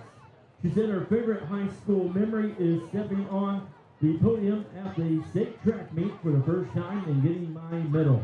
Addie's favorite Hollywood movie is Star Wars because it's the best movie series of all time. Miss Addie Redmond. Our first King candidate is Mr. Blake Kaufman. Blake is the son of Kevin and Tara Kaufman. He's involved in basketball and FCA. Blake plans to attend James River College for 2 years in pursuit of career in ministry, and then finish school at Missouri State, majoring in exercise science.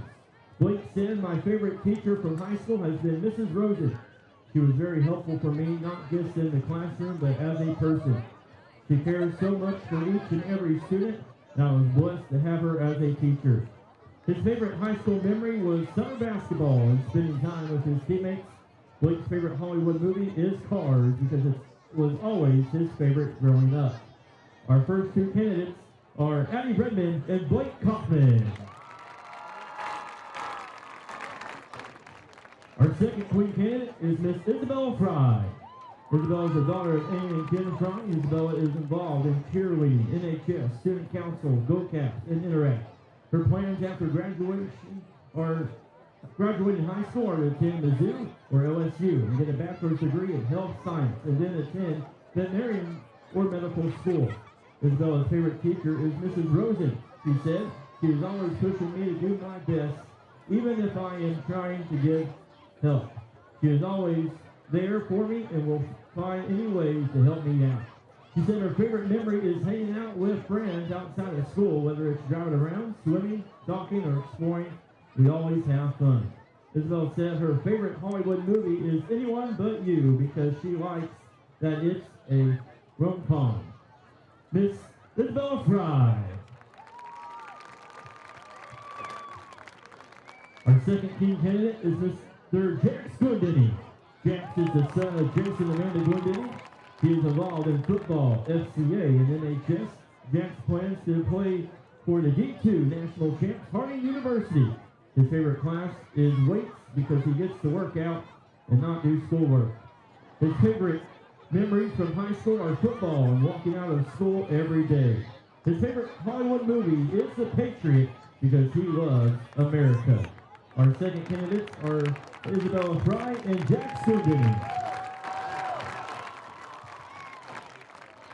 Our third Queen candidate is Miss Elsie Shadle.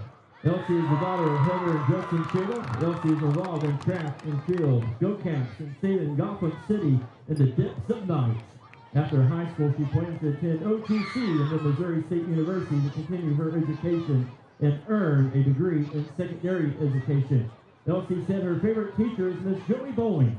She has taught me so much more than schoolwork. She has taught me how to be a professional young woman and how hard work pays off. She has always put her trust in me and never once doubted my potential. I'm so glad Miss Bowling wanted me back this year in Go Caps because she is what makes going to school worthwhile. Elsie's favorite high school memories will always be held in the Jackets Forum. The environment of people surrounding you with joy, excitement, and school spirit can never be matched by anything else. Whether it was a football game or a volleyball game, whether we won or lost, it's always a special moment in the Swarm when everyone got together to cheer for our Yellowjackets. Elsie's favorite Hollywood movie is anything with Robert Pattinson or Ryan Gosling. No further explanation necessary. They're beautiful. Begins. Miss Elsie Shadle.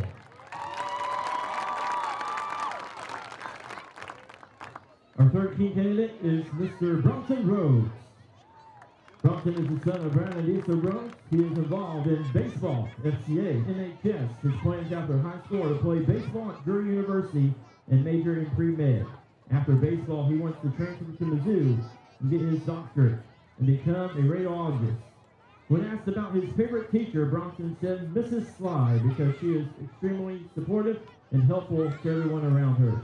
She has helped me grow as a student and a person. I am very thankful for her. Bronson's favorite high school memory is hanging out with all of his friends on the weekend. His favorite Hollywood movie is Step Brothers because it made him use his detective skills to find out if Brianna really touched his drum set or not. Our fourth candidates are Deegan Woods and Brayden Lamontagne.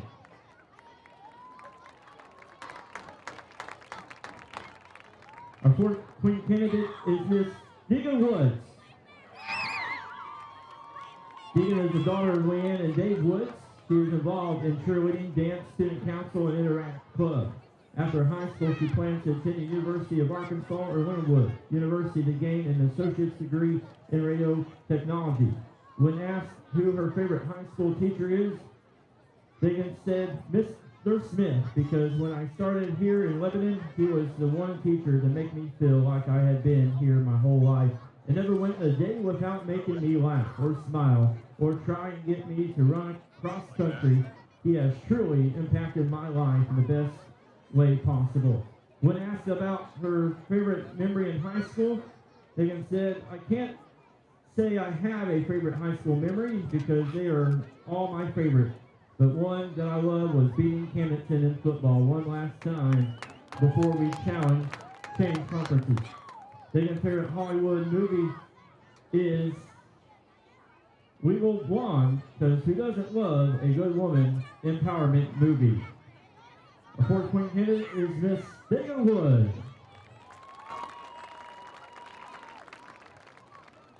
Our fourth king candidate is Mr. Brayden Lamontagne.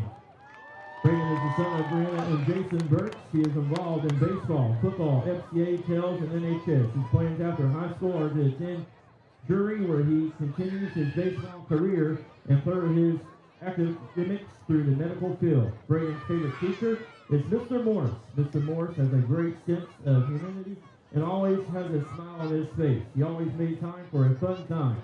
Brayden's favorite memory from high school is any time that we beat Camdenton. Our fourth candidates are Deegan Woods and Brayden Lamontagne. Our final queen candidates is Miss Morgan Durbin. Morgan is the daughter of Kendra, Sam, Grayson, and Sean Durbin. She is involved in Dream Team, volleyball, basketball, track and field, NHS, FCA, TELS, Ghost Caps, and LSAC, Interact, and FBC Youth Group. After high school, Morgan plans to attend a 4-year college to major in biochemistry to become a physician assistant. Her favorite teacher from high school was Sarah DeBose because she encouraged me to be a confident student and was always supportive of my extra activities. Her favorite memory from high school was any home game where I was surrounded by my friends and supported by the student swarm. Her favorite Hollywood movie is Rio because the soundtrack has the best hype music to get me ready for game day. Fourth, our final queen candidate, Miss Morgan Durbin. Our final king candidate is Mr. Abe Allen. Abe is the son of Katrina Mattis and Kevin Allen. He is involved in varsity football. Abe's plan after high school is to attend Missouri State University. Abe's favorite class is weights because he likes to try and get jacked. His favorite high school memory was beating Camdenton. His favorite Hollywood movie is The Sandlot. Our final candidates are Morgan Durbin and Abe Allen.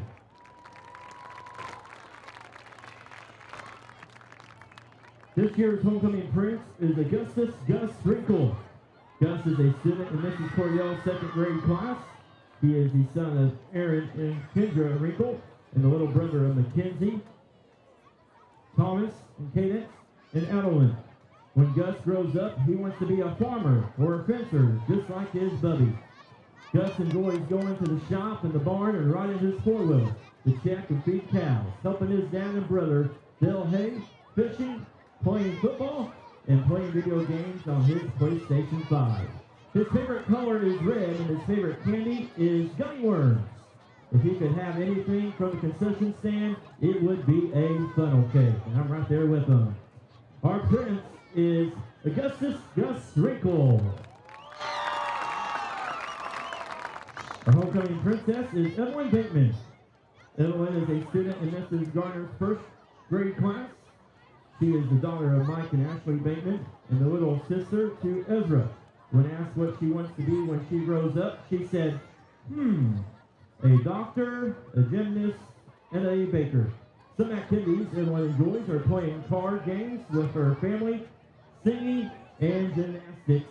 Her favorite color is pink, and her favorite candy is gum. If she could have anything from the concession stand, it would be a pickle. Our homecoming princess is Evelyn Bateman.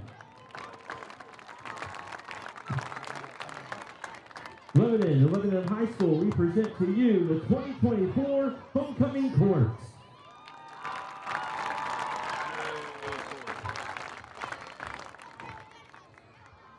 All right, looks like I don't have a drummer, so I'm going to need help from the fans. All right, beat my drums for me. Ladies and gentlemen, the 2024 Homecoming Queen is Morgan Durbin.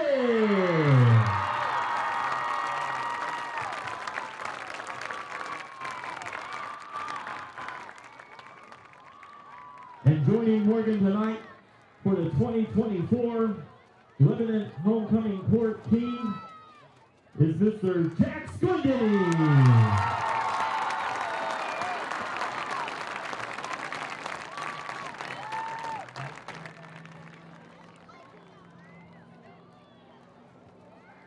Ladies and gentlemen, once again, Lebanon High School presents to you the 2024 Homecoming Court.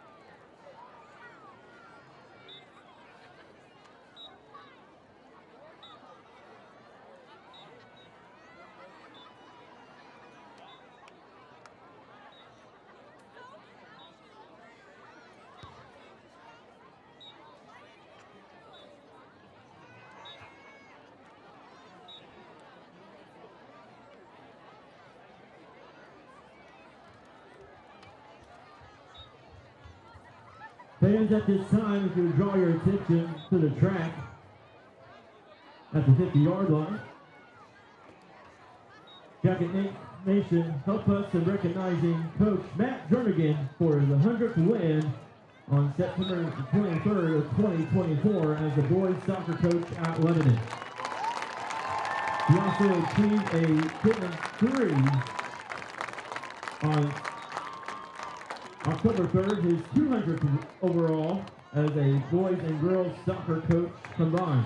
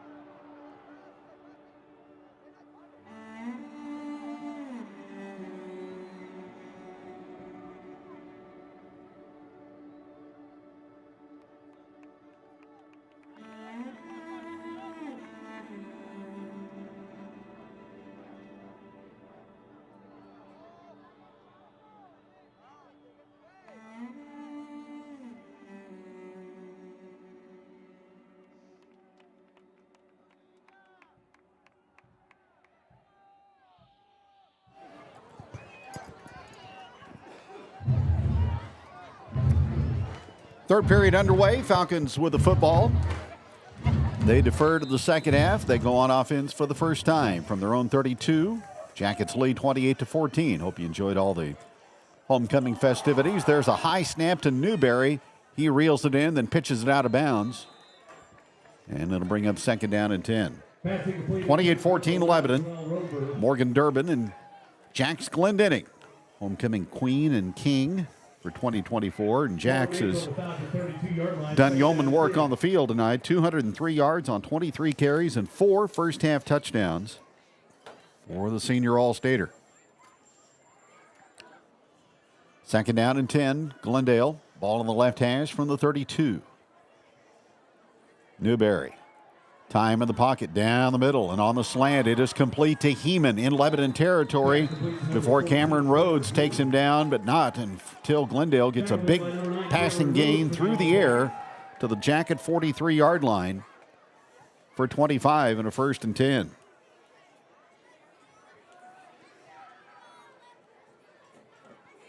Heeman, his second catch of the night for 46. Fifth Glendale first down. And the Falcons on the Lebanon side of the 50-yard line.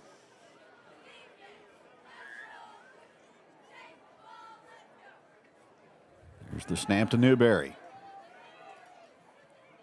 Looking to get rid of the football.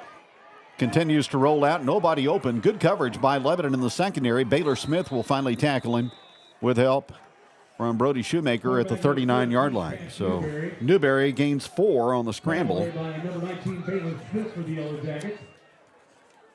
Newberry working that pocket there behind the offensive line of the Glendale Falcons.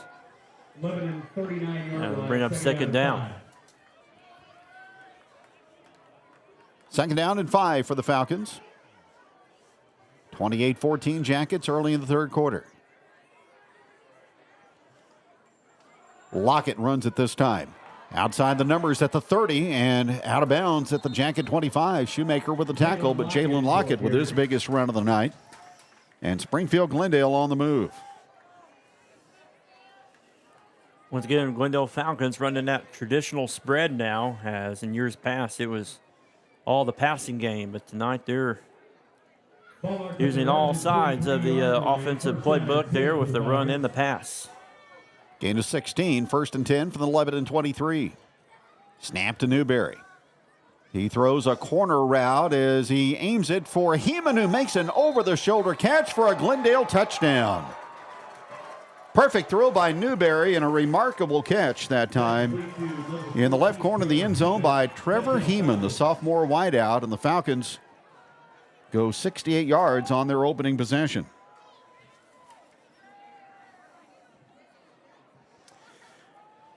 Yeah, able to get to that pylon there, Kevin, to get that touchdown in. So Heeman with 2 big catches on that drive. He'll try to add the extra point to bring Glendale to within 7. And he does as the PAT is up and it's good. So Lebanon sees the Falcons drive down the field to begin the second half. And the Lebanon lead has been reduced to 7. It's 28-21 on the touchdown pass, the third of the night by their fine junior quarterback, Cash Newberry. High-scoring game so far between these two teams going into the second half with 10 minutes and 24 seconds remaining in the third quarter. Jackets up by 7. And it's been back and forth pretty much this whole game, besides the Jackets there getting a 2-score lead. But the receiving team will go on the field here for the Yellowjackets with Braden Lamontagne and Jax Glendinning, your homecoming king, back to receive the kickoff. 4 plays, 68 yards, in a minute 36 for Glendale. Jackets welcome Waynesville next Friday night, 7 o'clock here on LEB TV. Falcons, or the Tigers, going up against Kickapoo tonight. There may be an offside call on the kickoff against Glendale.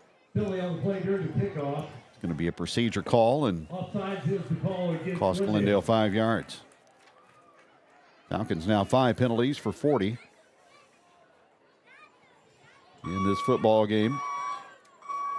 Jackets have been flagged 5 times for 55 yards. Lebanon in the first half with 268 yards of offense, including 253 on the ground, most of that from Glendinning. It'll be interesting to see right here to see what the Falcons do, or if they stick to that short kicking game, or if they kick this ball long. Here's the approach and the kick. Coming down to Ogle from the 21. Cross the 30. Crisscrossing his way to the 35 and tackled there. Jax Glendinning actually on the return. I'm on you. Maddox Denning there for the tackle for the Falcons. Speaking of Maddox, shout out to Nathaniel Maddox for the 1940s homecoming parade video at halftime. Yeah, I saw Kevin there watching. I was. Yeah, I saw him in that video. Got some candy just like we did the other day. I thought you weren't a candy person. Glendinning on first down. Straight ahead out to about the 40. I gave it to your kids. That explains the rest of Wednesday night, Kevin. Give them the sugar rush. Appreciate them. They're watching on LEB TV, and we appreciate everybody watching on LEB TV and all of our great sponsors. Gain of 3 for Glendinning. Second down and 7 from the 39.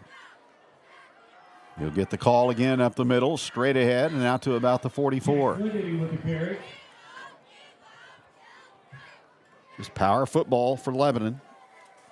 Out of the flex bone, it'll bring up 3rd down and 2. Once again, that offensive line doing what they do there, and just playing physical football, firing off that football, and getting up to that, getting to those linebackers. There's the snap. York to Glendenning, and he'll get a Jonesy's Travel Center first down to the 47. Jack Glendenning with the carry.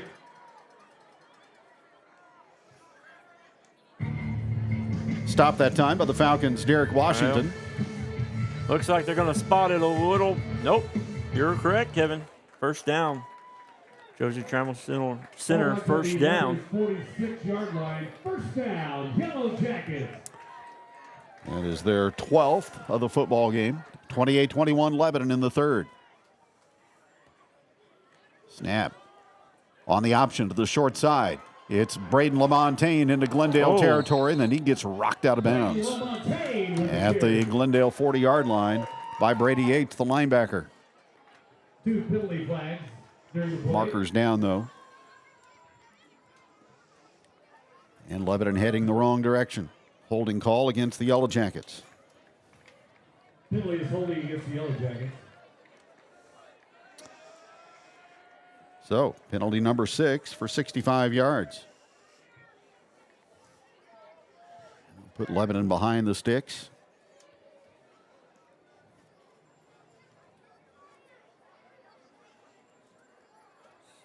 At the 43.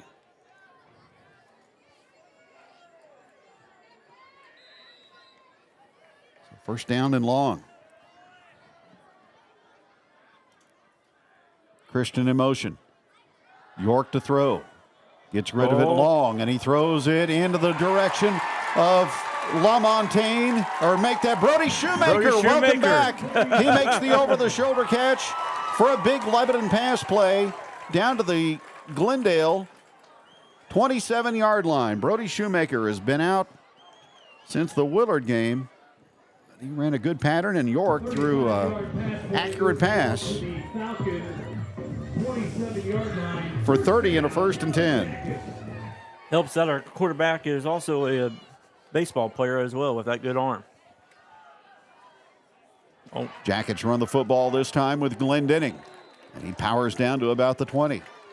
Jack Glendenning with the carry. Broke to that outside and then looked back in on that inside for Jacks. As ball will be at the 20-yard line. 2:21 is the yardage acquired tonight by Jacks Glendenning. 7 minutes and 41 seconds remaining in the third quarter. Jackets up 28-21. Jackets back near the SS Burns Farms red zone from the 20. Christian goes in motion. Here's a rollout and a hitch pass. It's complete to Shoemaker, and he's got yardage to the Glendale 13 for a Jonesy's Travel Center first down before he's tackled by Jalen Lockett. Once again, an outstanding job there by the offensive line to give Becky York a little bit of time there to work outside that pocket there to get out and throw that pass to number 2. York 3 for 3 for 50 yards tonight for Lebanon. 28-21 Jackets looking to up the lead to 2 scores on this possession. Toss. Glendenning confronted in the backfield, breaks a tackle and dives forward to the Glendale 8. They had him in the backfield for a big loss, but couldn't bring him down as he eluded Lucas Massey. Ball marked at the Falcon 8-yard line, second down and 5. Second and 5 after the 5-yard gain by Jacks. 6:45 to go in the third, 28-21 Lebanon. Good answer right here for the Jackets to get in the end zone. Glendenning stopped at the 6. Jack Glendenning with the carry. That'll bring up third down. Tackle made by number 8, Derek Washington. First down can be acquired at the 4. Ball marked on the Falcons 7-yard line. So third down and a couple for LHS. In field goal range for Rhodes, but also 4-down territory. York's going to keep left side, and he didn't get the first down. Falcons will push him back at the 5. York with the keeper. Jalen Lockett coming in late there for the Falcons to help make it down there, as it'll be 4th down for the Yellowjackets. 4th down and about 2. Saul Spurgeon, the big nose man, also in there. No field goal try. York and the offense will stay out there. Play clock at 20. Game clock at 5:29 here in the third quarter. Shoemaker split wide right, and Ogle is flanked to the left. 4th and 2. Play clock down to 5 at 4 with 3, and Will Christian will call a timeout. Timeout there, and once again, play clock was going down here, but they'll review that play. Again, Jackets will be home next Friday night to wrap up the regular season against Waynesville. The 9th and final regular season COC game for both schools. Once again, I want to thank Heritage Bank, Century 21, D&K Roofing, and McBride Land and Solutions, and Jonesy's Travel Center. Speaking of McBride Land and Solutions, our coaches show at the end will have Drew McBride. Kevin's looking forward to that one. Always good to visit with Drew. Waynesville 21-14 down by 7 to Kickapoo at halftime. Joplin leading Willard 28-0. And COC scores right now. Carthage 14, Webb City 13. That's gone to the third. Nick's up big on Ozark at halftime, 34-3. All right, we'll give a shout out to Hayden Perkins, Jake Redmond, Tommy Jennings, Kason Woods, and Eli Jackson and Mason Hendricks. We need these guys right here on this big 4th down. 5:10 to go in the third. After the timeout, it's 4th down for Lebanon. Christian goes in motion. Play action fake by York. And he gets his feet set and he throws to the end zone. Touchdown! And caught for a touchdown by Brody Shoemaker. What a drive for the 2 of Brody Shoemaker. 3 catches and a touchdown. Brody's 2nd touchdown of the season. His 3rd reception on the drive. The Jackets throw the football on 4th and short in the red zone and come up with 6. Rhodes. Christian hauls in the high snap, and the extra point is up and it's good. It's Lebanon 35 and Glendale 21. Jacket kickoff is next on LEB TV. If you're in need of a reliable roofer, look no further than D&K Roofing. Locally owned and serving Lebanon and the surrounding areas for 20 years. D&K Roofing specializes in residential roofing, offering both shingles and metal options. Licensed and insured, they also handle soffit and fascia repairs or replacements, storm damage, and gutter cleaning. With a reputation for 5-star service and exceptional work, you can trust D&K Roofing for all your roofing needs. Find us on Facebook to stay updated or call 417-718-5450 for a free quote today. Looking for your dream home? Trust Century 21 Laclede Realty, Lebanon's #1 real estate office, to guide you every step of the way. With our expert agents and unmatched local knowledge, we make finding your perfect home as exciting as a Yellow Jacket touchdown.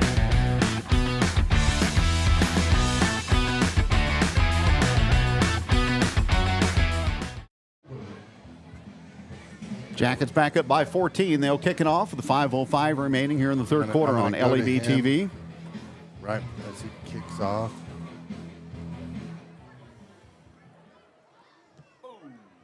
And the kick by Rhodes. Return from the 7-yard line. Across the 20 and out to the 23. On the run back by Joel Rover. He has a touchdown reception tonight. So the Falcon offense will return with 4:58 remaining in the third. Folks here tonight for homecoming have gotten their money's worth for this game.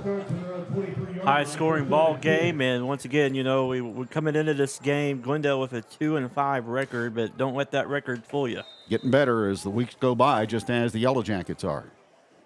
Yellowjackets looking for their first home win this season here, as all 3 wins have been on the road. Probably went away from First down from the 23. Newberry in the pistol. Lockett behind him. Wide receiver screen set up as the pass is caught. Jackets will shove the receiver. Joel Rover out of bounds across the way. Shoved out of bounds by number 9, Cameron Rose, for the Yellow Jackets there. And a bunch of other Yellow Jackets there to help them out. Gain of 2. It'll be 2nd and 8. Glendale 25-yard line. 2nd down and 8. Rover now 3 catches for 79 yards. 2nd down and 8. Time in the pocket for Newberry. Long ball up the left sideline and defended well by Ogle. Pass was caught. Inbounds or out of bounds? Out of bounds.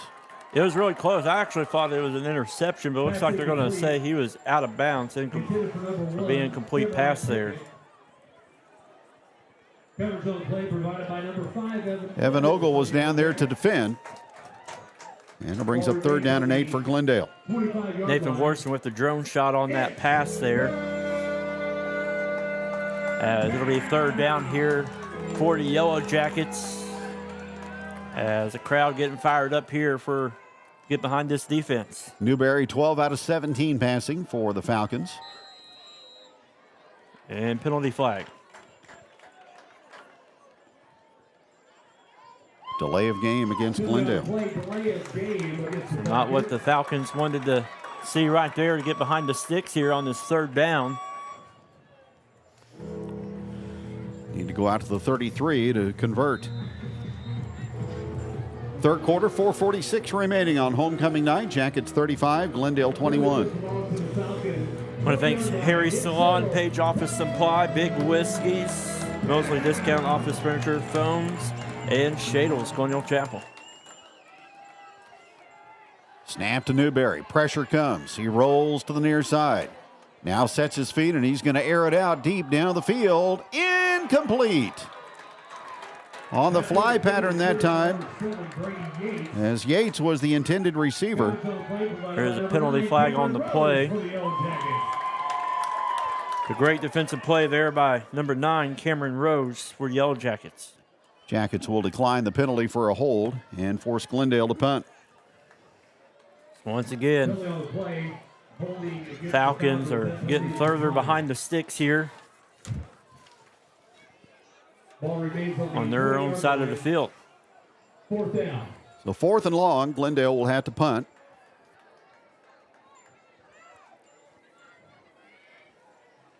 And the Jackets will get the football back, fresh off a 10-play, 64-yard drive for a touchdown. Ogle back on his side of the 50. Yates will punt. He'll get it off from his own 8. And drives it toward Ogle. Takes a Glendale bounce. Ogle will evacuate the area, and the ball will roll all the way down to the 27-yard line. So quite a punt that time by Brady Yates. Kevin, I talked to Aaron Stewart, the director of the Lebanon Marching Band. He was telling me a story. At the beginning of the game, the sled there that was sponsored by Justin Britt was between the bleachers and the field goal, and he needed it moved, so he called on his drum line to get that sled moved, and he said it was quite entertaining to watch his drum line move that sled. Get out there and do a little bit of football activity. Jackets have it 1st and 10 at their own 27. Justin Britt still doing a lot for the Lebanon football program. York. Handoff Glendenning. Tough yardage that time to the 30, and a flag flies. Scott Rowland's there on the tackle with some other Falcon defenders there. Holding against the Yellow Jackets. Holding is the penalty against Lebanon. This is where it matters right here, Kevin, in the second half right here, as Jackets are up 2 scores, but they do not want to get infected by that penalty bug. 7th penalty of the night for 75 yards. Will Christian and the coaching staff will not be happy with that. We thank some other sponsors: Lebanon Dumpster, Pillar Insurance, United Payroll, and First Baptist Church. So first down and 20 for Lebanon, back at their own 17. Got to protect the football here, up by 14 points. Down the line on the option carry, it's York. He cuts it back between the hash marks, and he's out just shy of the 30-yard line. Hogan Waldowski able to chase him down. But York gets 13 of the yards back.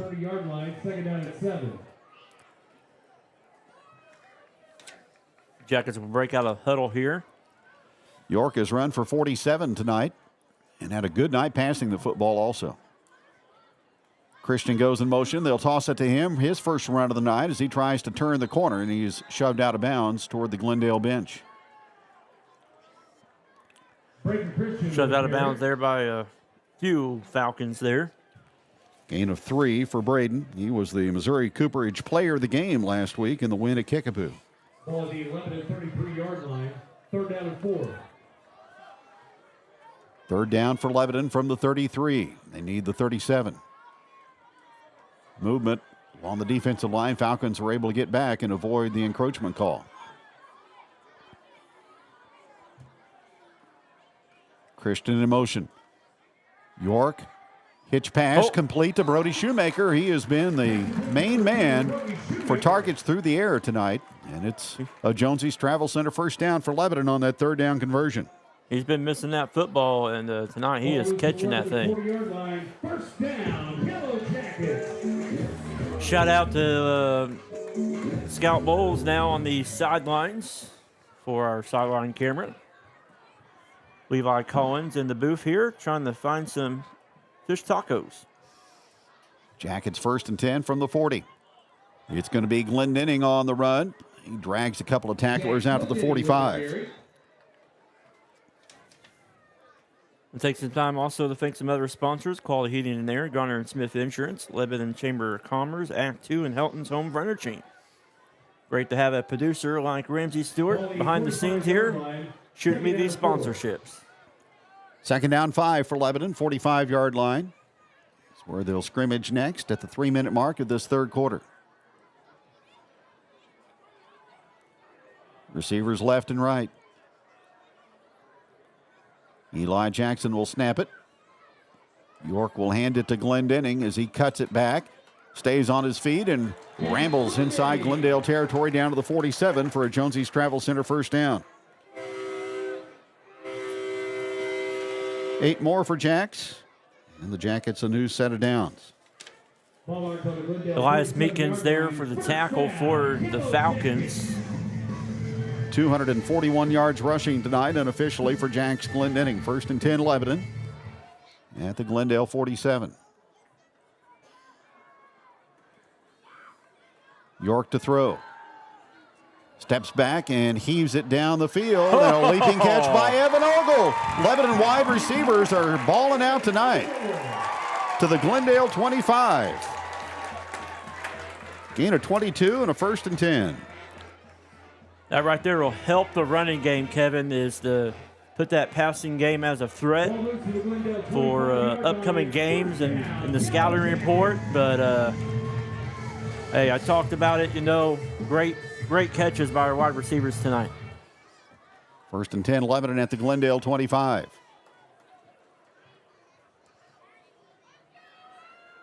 Left hash mark is where the football is, and it goes into the hands of Glendenning for a couple to about the 23. 74 and 63 coming up there with the tackle. Saul Spurgeon and Elias Meekins.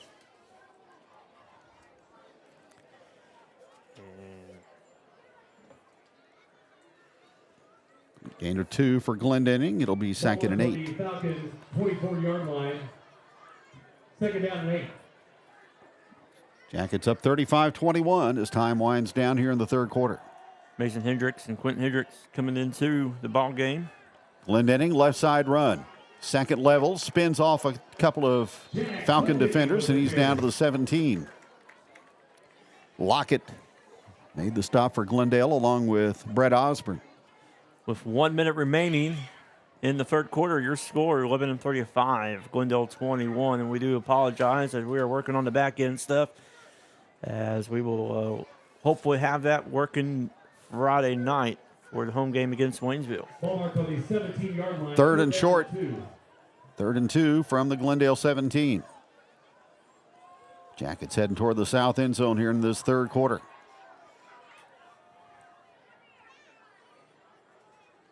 York again to Glendenning. He will have the Jonesy's Travel Center first down to the Falcon 10. Stopped on the play by Derek Washington. Yeah, looks like player down there, getting back up there, number 8 for the Falcons. Mr. Washington who made the tackle, but Glendenning runs it to the 11 for a 1st and 10. Ball spotted at the Falcon 11-yard line. First down, Yellowjackets. 20 seconds to go in the third. Jackets don't have to snap the ball again.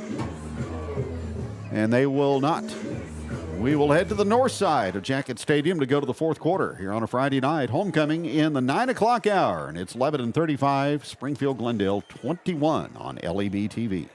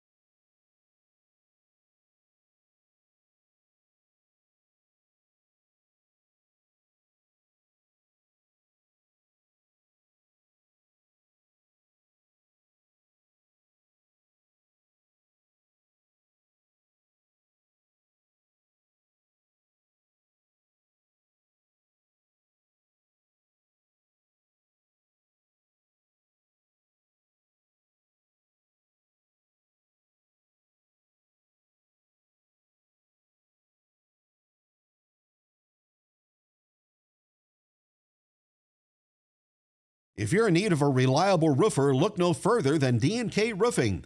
Locally owned and serving Lebanon and the surrounding areas for 20 years. D&K Roofing specializes in residential roofing, offering both shingles and metal options. Licensed and insured, they also handle soffit and fascia repairs or replacements, storm damage, and gutter cleaning. With a reputation for 5-star service and exceptional work, you can trust D&K Roofing for all your roofing needs. Find us on Facebook to stay updated or call 417-718-5450 for a free quote today. Back here at Jackets Stadium, and Kevin, looking forward to the freshmen coming back home on Monday night for their sub-varsity game, as they're having a great season. 1st and 10, Lebanon, as we go to the fourth quarter from the Glendale 11-yard line. The SS Burns Farms red zone. It's going to be a Jax Glendenning carry again as he leaps forward down to about the 8. Stopped by Hogan Waldowski.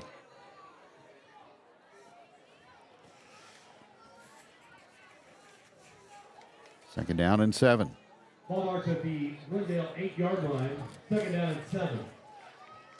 Jackets will be back at home next Friday night for senior night. They will take on the Waynesville Tigers. From the bone again with LaMontagne in motion. Counter handoff to Braden Christian. He is able to escape and head to the end zone. Touchdown, Braden Christian on an 8-yard run. Falcons had him with an opportunity in the backfield, but he escaped and takes it across the goal line for a touchdown, his 3rd of the season on the 8-yard touchdown run. And the Jackets started this possession at their own 27, had the holding call that pushed him back to the 17, so they end up going 83 yards. Low snap from center. The extra point by Rhodes is good. And your score. Early in the fourth quarter, Lebanon 42, Springfield Glendale 21. And back with the Jacket kickoff in just a moment on LEB TV.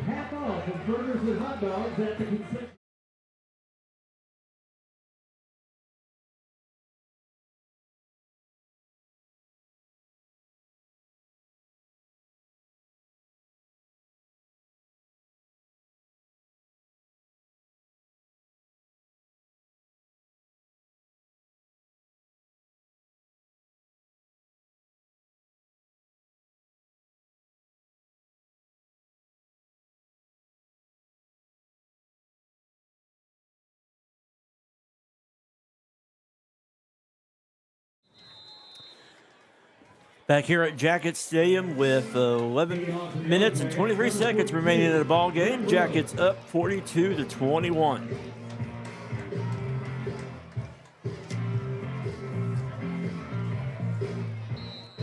Lebanon offense has put it all together tonight with the typical ground game, interspersed with some effective passing tonight from Beckett York. Back return to the Falcons. 6 for 6 through the air.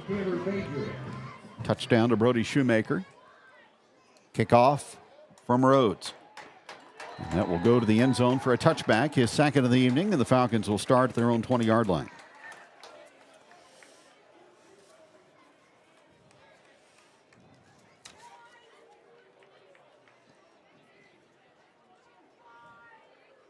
.84 yards passing tonight for Beckett York. 6 for 6 through the air.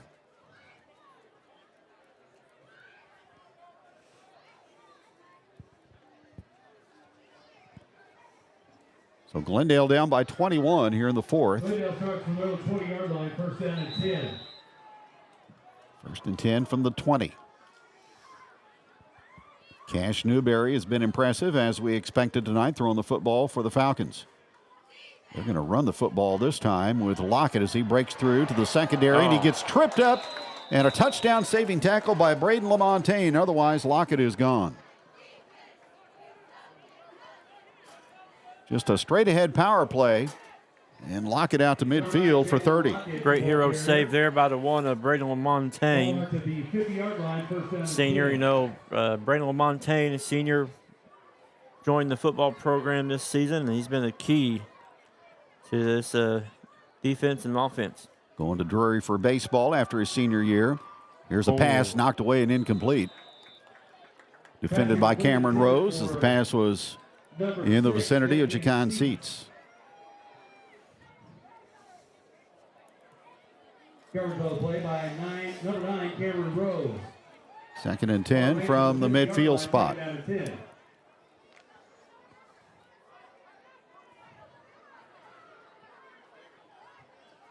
Twin receivers to both sides for Glendale. Snap to Newberry, going to hand again to Lockett. And he will dash his way for about 3 to the Lebanon 47. So 3rd and 7 upcoming. Ball marked on the Lebanon 47-yard line. Ball on the 47-yard line, right on the eye of Buzz. There's the snap to Newberry, and he flings it over across the way, complete. I don't know if forward progress will be obtained enough for the first down. Heeman on the receiving end, and he's about a yard short. Braden Christian there to help bring that receiver down. Ball marked on the Lebanon 41-yard line. Well, it's a 19 of Baylor Smith. It'll bring up 4th down here for the Falcons, and needing the support of the fans behind this defense right here. 4th down and a yard from the 41. Jackets crowd the line of scrimmage. Newberry is going to run it himself, and ball came out at the end of the run. They will spot it, I believe, short. It's going to be short. Cash Newberry with the carry. Well, we'll see. We'll see where they ultimately place the football on the hash mark. Looks like they're going to move the chains. Nope. Go back. First down, Glendale.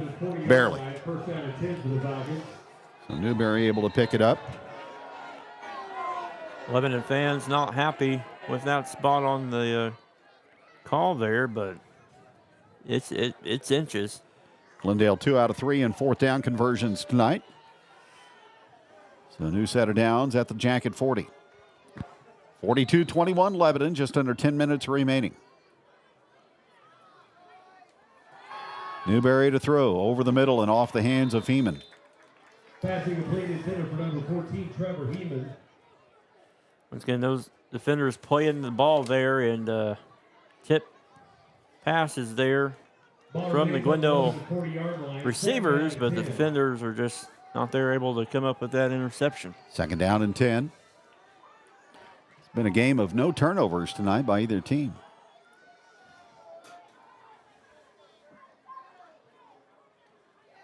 Snap, Newberry.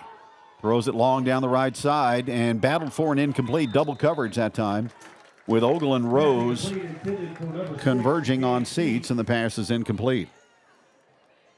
Bring up third down for the Falcons at the 40-yard line with 9:39 remaining in the ball game. The Jackets are up 42-21.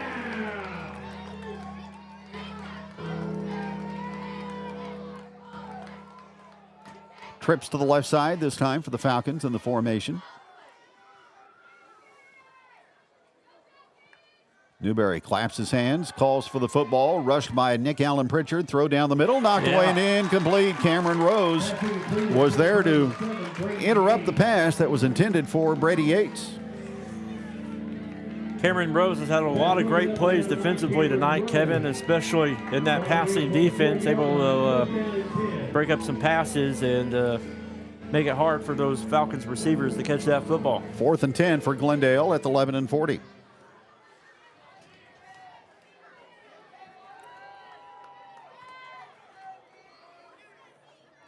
Three receivers left and one to the right. Newberry looking to throw, and again airing it out deep and throws it out of bounds on the far sideline, intended for Joel Rover, and the ball will go over to Lebanon. It'll be turnover on downs. Ramsey, what's your thoughts on the game so far tonight? And, great job by you producing this new coverage on LAB TV. Been a fun night. We've had a few hiccups where we apologized for the sponsorships and all the things, rebuilt the back end. So unfortunately, we weren't able to get everyone. Please bear with us as we continue to build this thing out and bring you something really special. Ramsey, you're going to make it right, though. That's who you are. You're going to make it right for these sponsors. 9:28 to go here in the fourth. Lebanon 1st and 10 from the 40. York to Glendenning. Probes his way for about a yard. Jack Glendenning with the carry.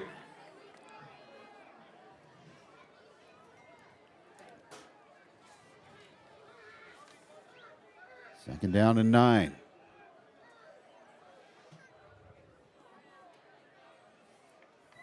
Ball marked on the 11 and 41-yard line. Got Glendenning for 259 yards rushing tonight. He's averaging 206 per game. Jackets content to run the game clock and the play clock. Second down and 9 from the 41. York looking to throw and winging it for Shoemaker, who is making the catch all the way to the Glendale 15. Big game. Beckett York threw a Patrick Mahomes-type pass, and Brody Shoemaker made a Justin Jefferson-type reception. Wow. If I had to choose a player of the game, it had to go to that number 2, Brody Shoemaker. He is having a heck of a game. Did we just make a Patrick Mahomes and Justin Jefferson reference? It applies. You know what? No NFL talk here. This is high school football. 44 yards on the pickup. Calling an audible here for the Jackets. From the Glendale 15-yard line, it'll be Glendenning as he ramrods his way for 2 or 3. He refuses to go down. Takes 3 Falcons to finally bring him to the turf. If we're not talking NFL, I guess that would be a Dylan Raiola and Luther Burden connection. What about Cook? You're not cooking no more? We're going to wait for Beckett to run another option. Then we'll compare him to Cook. Okay, all right. Whatever combination you want to detail, it applied there. Second down and 11. Jackets looking to add on. They had 49 last week at Kickapoo. It's going to be Glendenning up the middle again with Mason Hendricks leading the way. Glendenning refusing to go down as he pushes his way inside the 5 and all the way to the doorstep. He is refusing to go down. He got the crown as homecoming king, and he is not going down without a fight here all the way to the end. Jackets back in the SS Burns Farms red zone. 1st and goal to go from the 1. 7 minutes and 9 seconds remaining in the ball game with the Yellowjackets, the SS Farms red zone, up 42-21 on the Falcons. 1st and goal from the 1. Falcons bring the house, but Glendenning is in for his 5th touchdown of the ball game.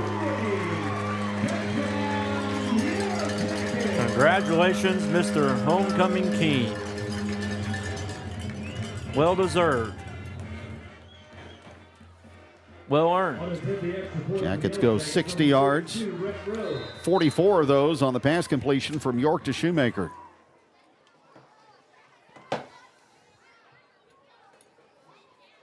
Rhodes for the kick, out of the hold of Christian. And it is up, and it is good. Over the band. Rhett Rhodes 7 for 7 tonight. Jackets with 49 on the LHS scoreboard.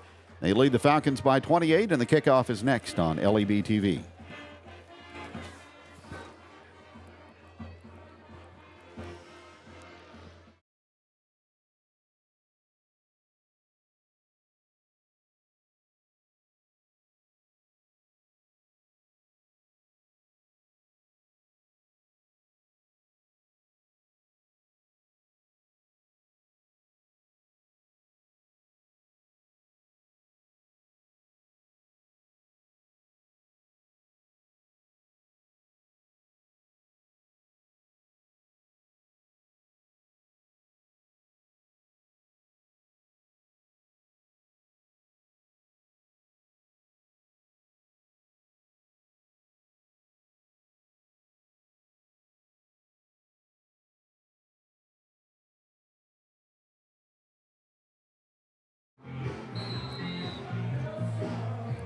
Jackets the last 3 weeks, 42 at Ozark and 49 at Kickapoo and 49 here tonight. 4-score lead on Glendale. As the kick from Rhodes will be returned from the 15-yard line by Joel Rover, and Lebanon will stop his progress at about the 25. Falcons go into the next week. They will face the Nixa Eagles. That's a grand way to end the regular season, isn't it? Yeah. It's the potential Class 6 state champion. Heard they got a new receiver. Cantwell had a touchdown. He can do about anything he wants. First down, Glendale from their own 25. Falcon offense has moved the football tonight. They hand it off to Lockett. He will sweep to the right side. Cameron Rose will latch on to him and slow his progress down. He'll reach the 38. You keep saying Lockett, and I keep having memories of Julius Lockett, late 90s Hillcrest star. Oh, yeah. Yeah. Remember him? Ramsey, do you remember your homecoming game? I do not. I don't specific. I believe it was Parkview. Parkview? Yeah, I believe Parkview. And David Houchin stripped a Parkview running back, and we recovered a fumble to kind of seal the deal, if I'm not mistaken. First down, Glendale from the 38. High snap, the fake to Lockett, and a run by Newberry. Flag goes down. Nick Allen Pritchard decks the quarterback. We'll see what the flag is about. Multiple flags are thrown. The ref threw the same flag twice. He did? Haven't seen that in a minute. Well, I think you're supposed to throw your hat.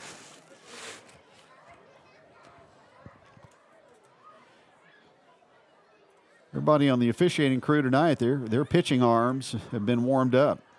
I'd love to have him in the next cornhole tournament.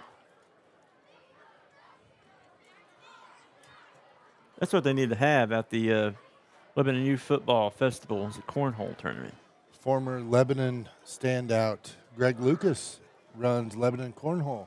Maybe we can talk to him, see what we can make happen. The LEB TV cornhole tournament. At this point, we're just going to put it everywhere. How's that sound?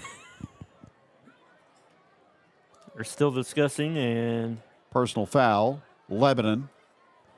Personal foul, Glendale. offset. Penalties will offset, so we'll replay the down. Nathan Morrison over here on the drone sticks just asked if Greg Lucas was the great Cornholio. Cornholio? Cornholio. There's Scoreholio. I wonder if he created Scoreholio. I like the way you guys are playing the English language here in the fourth quarter. Hey, is that the same Nathan Warson that brought out a caution at our local racetrack? That is the same Nathan Morrison that brought out a caution at the final night of Lebanon I-44 Speedway. So big shout out to him. Played both personal fouls against each team. Those penalties will offset. He did the walk of shame, Ramsey. You were there. Quite embarrassing. He hasn't done that here at Jacket Stadium yet, though. Well, they put the football out at the 50-yard line. So apparently there were multiple personal foul calls. So Glendale will get a first down. And Coach C is getting an explanation there from the sideline ref. And You know, Shane, we got one of the greatest wordsmiths of all time, Kevin Stubblefield, in the booth, and you and I over here reinventing the English language. I would not come up with cornholio. I can promise you that. You guys are way ahead of me. oh, now they're moving it back. They're playing. I don't know where to put the ball.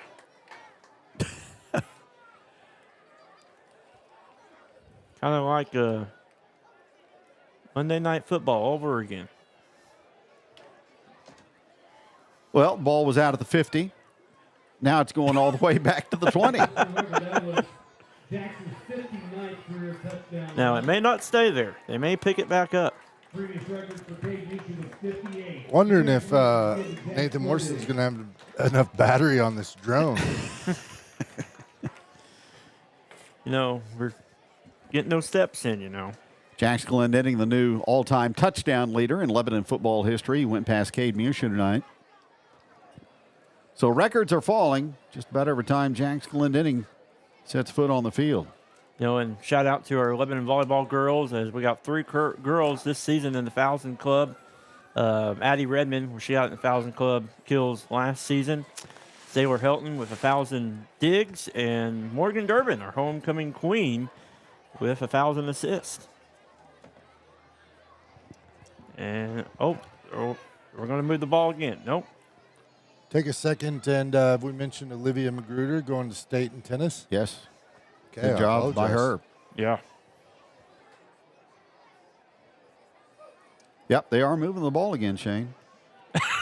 Well, This is like one of those. You're too young. I had those electronic board football games when I was growing up. You just turn the power supply on, and your players would go everywhere. That's kind of like the football going everywhere right now.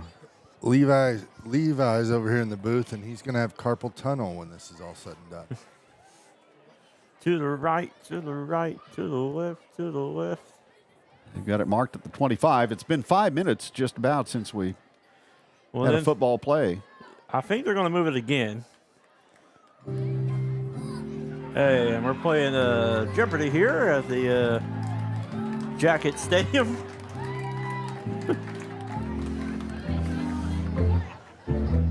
I probably have enough time to run over there to Garner and Smith Insurance and apply for some insurance, especially for that football. All right, the ball placed at the 25. It's first down for Glendale, 1st and 25. They need to go to midfield. Back to football finally. Oh. Maybe. And here we go. All right. Well, I think we need to move it back to the 20.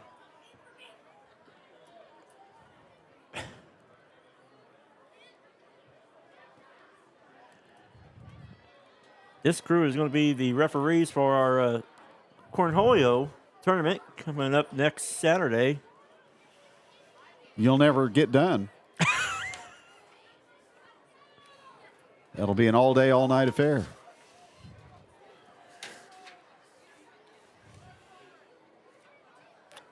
Tomorrow night is also the semi-formal homecoming dance for the students here, 8 p.m. And we're going to move it.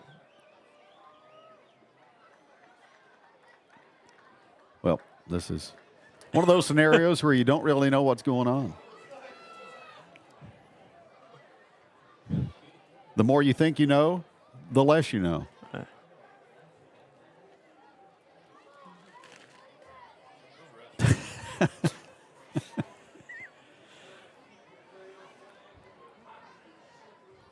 Well, it's all started with the Well, same flag being thrown twice. But they offset, but then there was, I guess, multiple. But if they offset, the ball would stay where it was at, right, Well, Kevin? we thought it was going to stay at the 38, but we were badly mistaken there. I feel like we're playing that game where you move cars out of a parking lot with obstacles in the middle. Move it forward, move it back. Oh, to the right, back. Hey, we might have to put Drew McBride on hold and get these refs up here after the game so they can explain what this was all about. Well, now the ball's at the 40.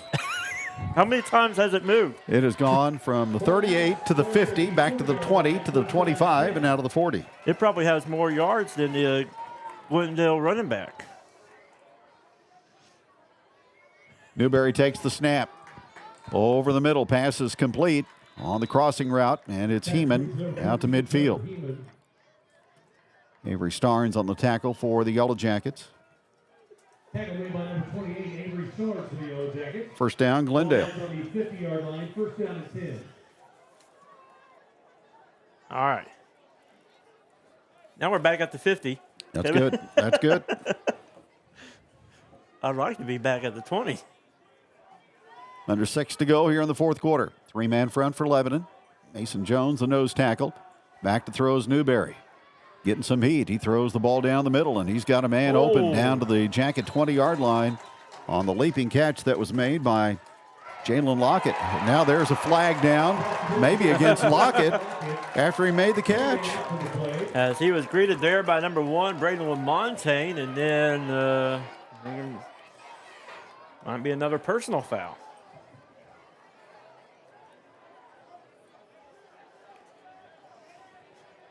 So that'll be a post-play foul, I believe, on Glendale. Lockett caught it. Gain of 31 down to the 19. But he gets an unsportsmanlike flag. So that'll put the ball, you would assume, back to the 34 under normal circumstances. We're going to appreciate the sponsors once again for LEB TV, Missouri Cooperage, and Results Advertising. And like we mentioned, next week we hopefully will have everything back up and running with commercials and scoreboard. So first and long for Glendale from the 34. On the 34-yard line. First down and about 25. And I ain't gonna say the dreaded whistle. I'm not going to say it, Kevin.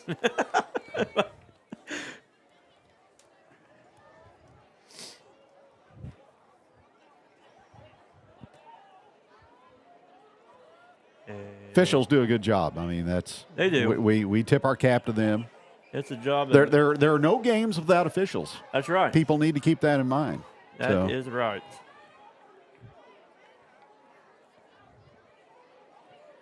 So if you enjoy high school athletics, respect the officials. You might disagree with them occasionally. I think they've done a good job. I just was concerned about the ball movement. First down, here's a pass over the middle, and it's caught by Heeman. And tackled that time by Carson Hill at the 25. Tackle made by number 26, Carson Hill for the Yellowjackets. So a gain of 9 on the crossing route.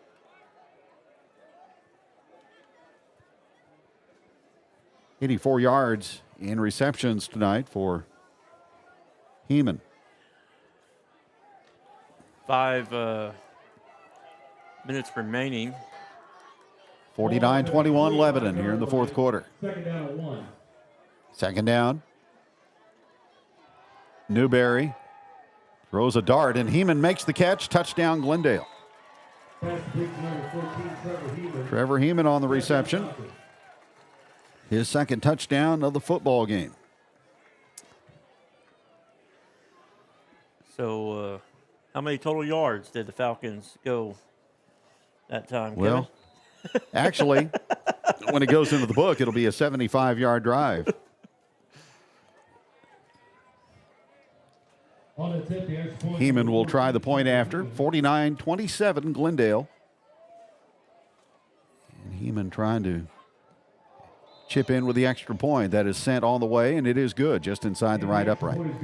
So 4:57 remaining here in the fourth quarter as this game continues to move along. It's Lebanon 49 and Glendale 28. And we'll have the Falcon kickoff. We'll see if they get set up for the onside. Shout out to Mercy Lebanon as they spirit sponsor for tonight, as the first 500 fans got in a free beanie with Yellowjacket colors and the Mercy logo on the front. Were you able to get one, Kevin? Did not. I wasn't either. But I already see them being supported and worn tonight as chilly night here at Jacket Stadium, but pretty cozy up here in the press box here at Jacket Stadium. The climate control press box at Jacket Stadium.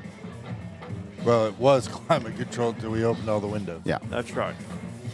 We're getting lots of fresh air tonight. Beautiful evening for football. It beats 85 degrees, I'll tell you that. We've had enough of those nights. Once again, shout out to Scout Bowles down there with our sideline camera. Doing a great job. And, Here comes the pooch kick, and it's going to land at the Lebanon sideline out of bounds. So that'll be a flag on Glendale.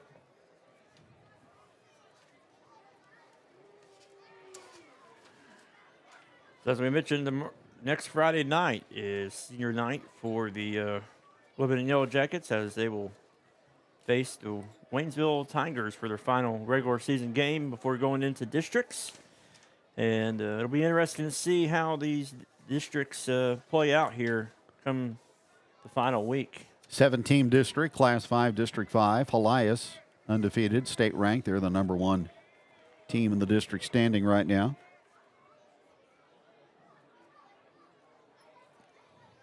Jackets will have the football at their own 48. Lebanon will start from their own 48-yard line. First down and 10. Looks like Elias has one loss, Kevin. Not sure who that was to, but. First down. York still in at quarterback. Jackets still with their first unit out on the football field, including Glendenning, who will get another carry, and this time he gets stopped. Held up and then taken back. Crowd doesn't like that. Washington with the stop for Springfield Glendale. Kevin, going into the final 5 minutes in this ball game, what is something that you've noticed and seen from the Yellowjackets tonight that they have shown? Better passing. Yeah, I 100% agree with that. Passing game has been a big compliment tonight. You keep that going the rest of the way, this Lebanon football team will certainly be a threat. 2nd and 9 from the 49. LaMontagne goes in motion. Hand off to Glendenning into Falcon territory to the 48. Picks up 3.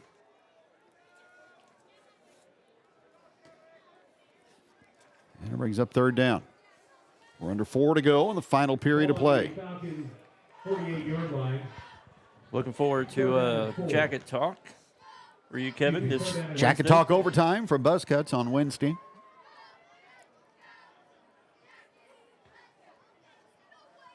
From the 48-yard line. York to throw. Good time in the pocket. And there is another leaping catch made by Brody Shoemaker. Just add him to your statement, Kevin. Impressed by the passing game tonight, especially from Beckett York and the receivers out there. And Brody has had just an amazing second half. he has. 105 yards on 6 catches in the second half for Brody Shoemaker. Wow.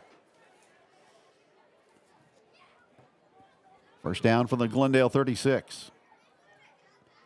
Toss sweep, Braden Christian. looking for blocking, and he spins away. Oh. Easy stays between the hash marks and all the way down to the Glendale 18-yard line. Hey. Hey, Ramsey, going into the final night next week, you know, Brody's had a really big game, and I think his dad's really good at smoking some barbecue, you know, and his uncle. You think we can get a pregame meal? I don't know. Let's see what we can work out. Let's see what we can work out. All right. First down for the 19. Jackets back in the SS Burns Farms red zone.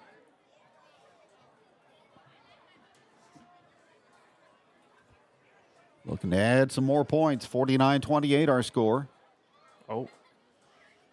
There's a botch play, and York has to eat it. There's a flag. horse collar flag on the tackle by Glendale, and that'll be a penalty against Isaiah Collins.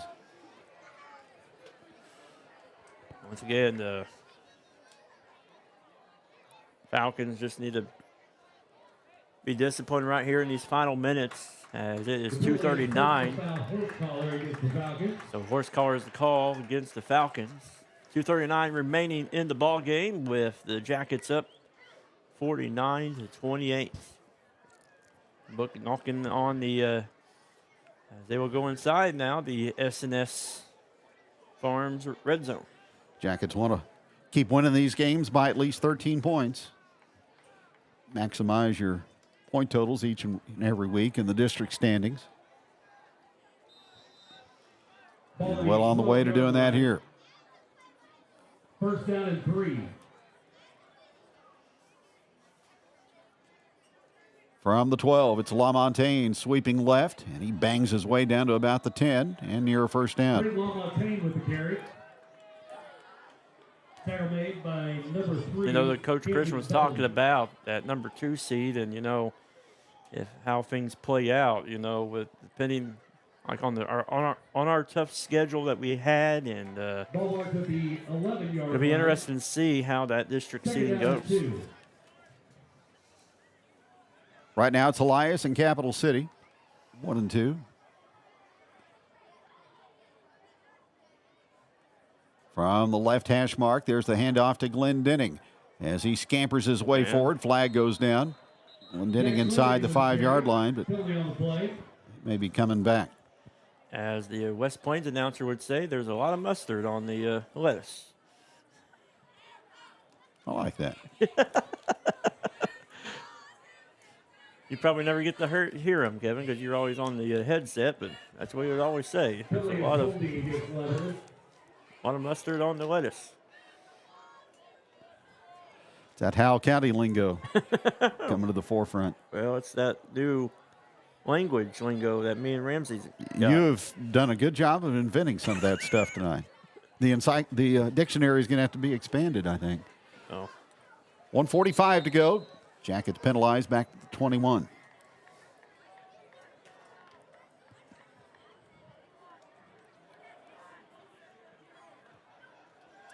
Second down, 12. Snap goes to York. Handoff goes to Glendenning. Outside at the 15-yard line at the 10. And he all the way. refuses to go down. He is inside the 5-yard line. It'll be first and goal to go.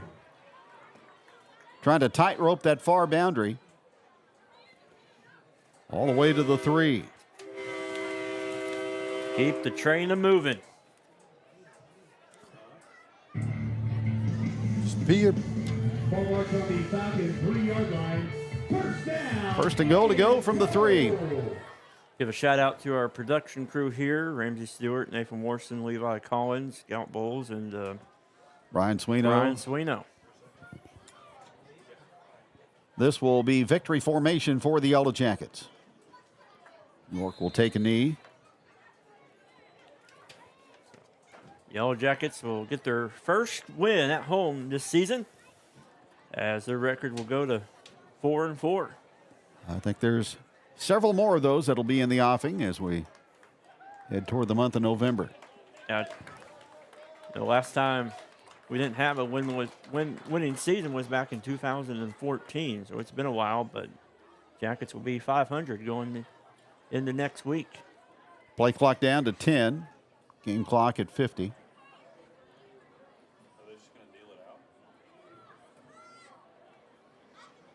York takes a knee again.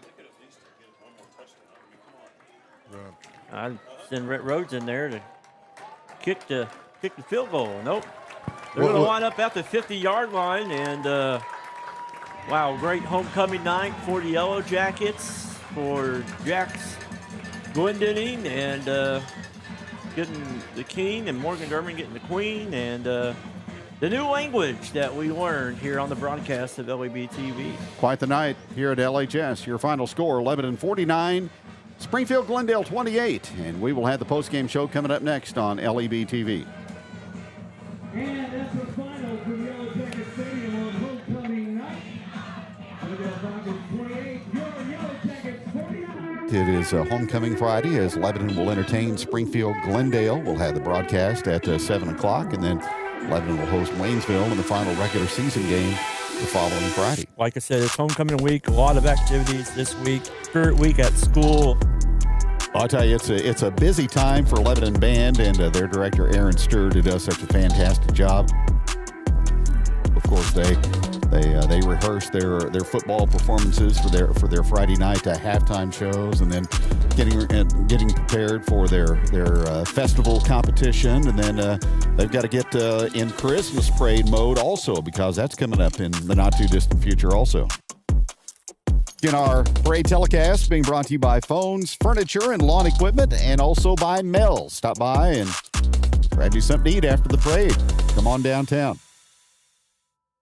It is Homecoming Friday as Lebanon will entertain Springfield Glendale. We'll have the broadcast at 7 o'clock, and then Lebanon will host Waynesville in the final regular season game the following Friday. Like I said, it's homecoming week. A lot of activities this week. Spirit week at school. I'll tell you, it's a busy time for Lebanon Band and their director, Aaron Stewart, who does such a fantastic job. Of course, they rehearse their football performances for their Friday night halftime shows, and then getting prepared for their festival competition, and then they've got to get in Christmas parade mode also, because that's coming up in the not too distant future also. In our parade telecast. At Heritage Bank of the Ozarks, we are committed to our neighbors. Your local dollars are invested in our local communities.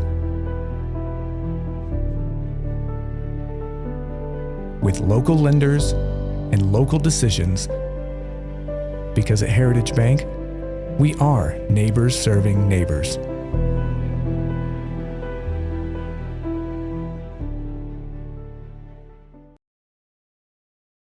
If you're in need of a reliable roofer, look no further than D&K Roofing. Locally owned and serving Lebanon and the surrounding areas for 20 years. D&K Roofing specializes in residential roofing, offering both shingles and metal options. Licensed and insured, they also handle soffit and fascia repairs or replacements, storm damage, and gutter cleaning. With a reputation for 5-star service and exceptional work, you can trust D&K Roofing for all your roofing needs. Find us on Facebook to stay updated, or call 417-718-5450 for a free quote today.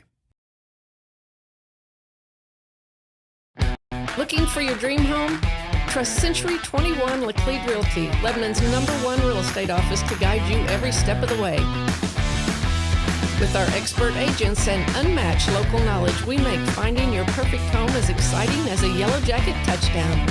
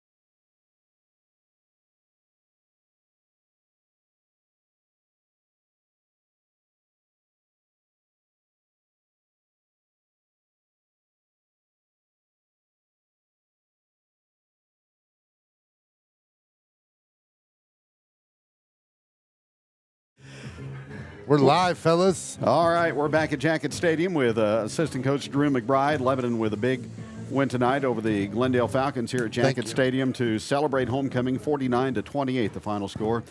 Well, Drew, always, last couple of weeks I've asked Coach Pierce and Coach Wade if good practice sessions during the week led to good performance on game night, and I think that's obvious again. That's what happened here tonight. Yeah, absolutely. I mean, a long week of practice, every week's long, but, good practice determines how good you play on Friday. We always say, you win the game before you even play it. So, the running game with Glendenning did the job, but this passing game has really come of age here the last couple of weeks, hasn't it? Yeah, it has. I joke with Coach Summers all the time, we're going to be in the shotgun next week. So he doesn't think we will be, and but the run game's always there. I can't say enough about Jax. Obviously he's a stud, and our slots are great. They've showed out the last couple weeks, and Beckett had a great game tonight. He I don't know what his stats were, but he put on a show. Good to have Brody Shoemaker back too, obviously. Absolutely. Brody had some key catches. Yep. Well, defense kind of challenged tonight with this Glendale passing game, but they held the fort enough to allow the game to kind of be spread out there at the end. Yep, they did. Defense is working hard still. We're always trying to get better. So, well, a couple of years since you had the helmet and the pads on. What's kind of your responsibility within the coaching staff? So I'm over the fullbacks, and I'm the freshman offensive coordinator. So I tell everybody I'll never be able to play again, but coaching's the closest thing I can get to it, and I love being an impact in these kids' lives, and it's just always a good time. Was coaching something you wanted to do after your career came to an end? I never knew if I'd be able to or not, but it's always been something I wanted to do, and I'm glad that the coaching staff is one of the best around. So they welcomed me with open arms, and it's been a great time. Awesome. Drew, thanks for stopping by. Congratulations on the win. Thanks, Kevin. All right, that's assistant coach Drew McBride with us on the postgame show as the Jackets emerge victorious tonight over the Glendale Falcons by a final score of 49-28. Jax Glendenning 296 yards tonight on 42 carries and 5 touchdowns unofficially. Beckett York through the air, 8 of 8 for 140. And a touchdown to Brody Shoemaker, who had 6 catches for 105 yards and a touchdown in the second half tonight for Lebanon. Jackets with 23 Jonesy's Travel Center first downs in the football game. About the only negative, 9 penalties for 100 yards tonight for the Jackets. But a great night here at Jacket Stadium, as Shane has been indicating, our first home win of the season, and Jackets will try to replicate that next Friday night against Waynesville. Ramsey, a couple of final words as we get ready to wrap things up tonight. Kevin, you and Shane absolutely knocked it out of the park from the booth. There were some good moments, and I just want to take a second and say thank you to our sponsors. We've had lots of phone calls this week, lots of things happening. Brian and I are excited to take this on and do some stuff. There's going to be a few hiccups to begin with, but we couldn't thank the sponsors enough who are sticking with us and committed to some long-term partnerships. So, and special shout out to the school district, the school board, doing what we needed to do. I'm excited to expand some of these things going forward. They've been great to work with this week, and I'm excited. So to the folks watching, to the fans, to the sponsors, to the players, Kevin, Shane, thank you guys both for coming in clutch for us. Yeah. Appreciate everybody watching and giving us some inputs on stuff. And I love the new Ginger Wellness press box cam. New addition. Well, we got to set the settings a little bit more, but Brian was running around crazy, and that's his expertise. But you guys look a little dark, but I think we got a few accessories we could add to kind of make it give it a little mood. As long as we look alive, that's the main thing, Ramsey. I'm always alive, Kevin. What about you? All right, I'm feeling good tonight. It's past your bedtime. Yes, it is. It's time to go home. Join us for Jacket Talk Overtime this week. We'll have our show recorded Wednesday at Buzzcuts, and then it'll be on LEB TV. And we will be back here next Friday night, 7 o'clock for Lebanon and Waynesville. For Shane Edson, for Ramsey Stewart, Kevin Stubblefield, and our crew, once again, our final score tonight on homecoming. Congratulations to Morgan Durbin and Jax Glendenning. They were coronated at halftime And it's the Yellowjackets 49 and Glendale 28. And good night from LHS.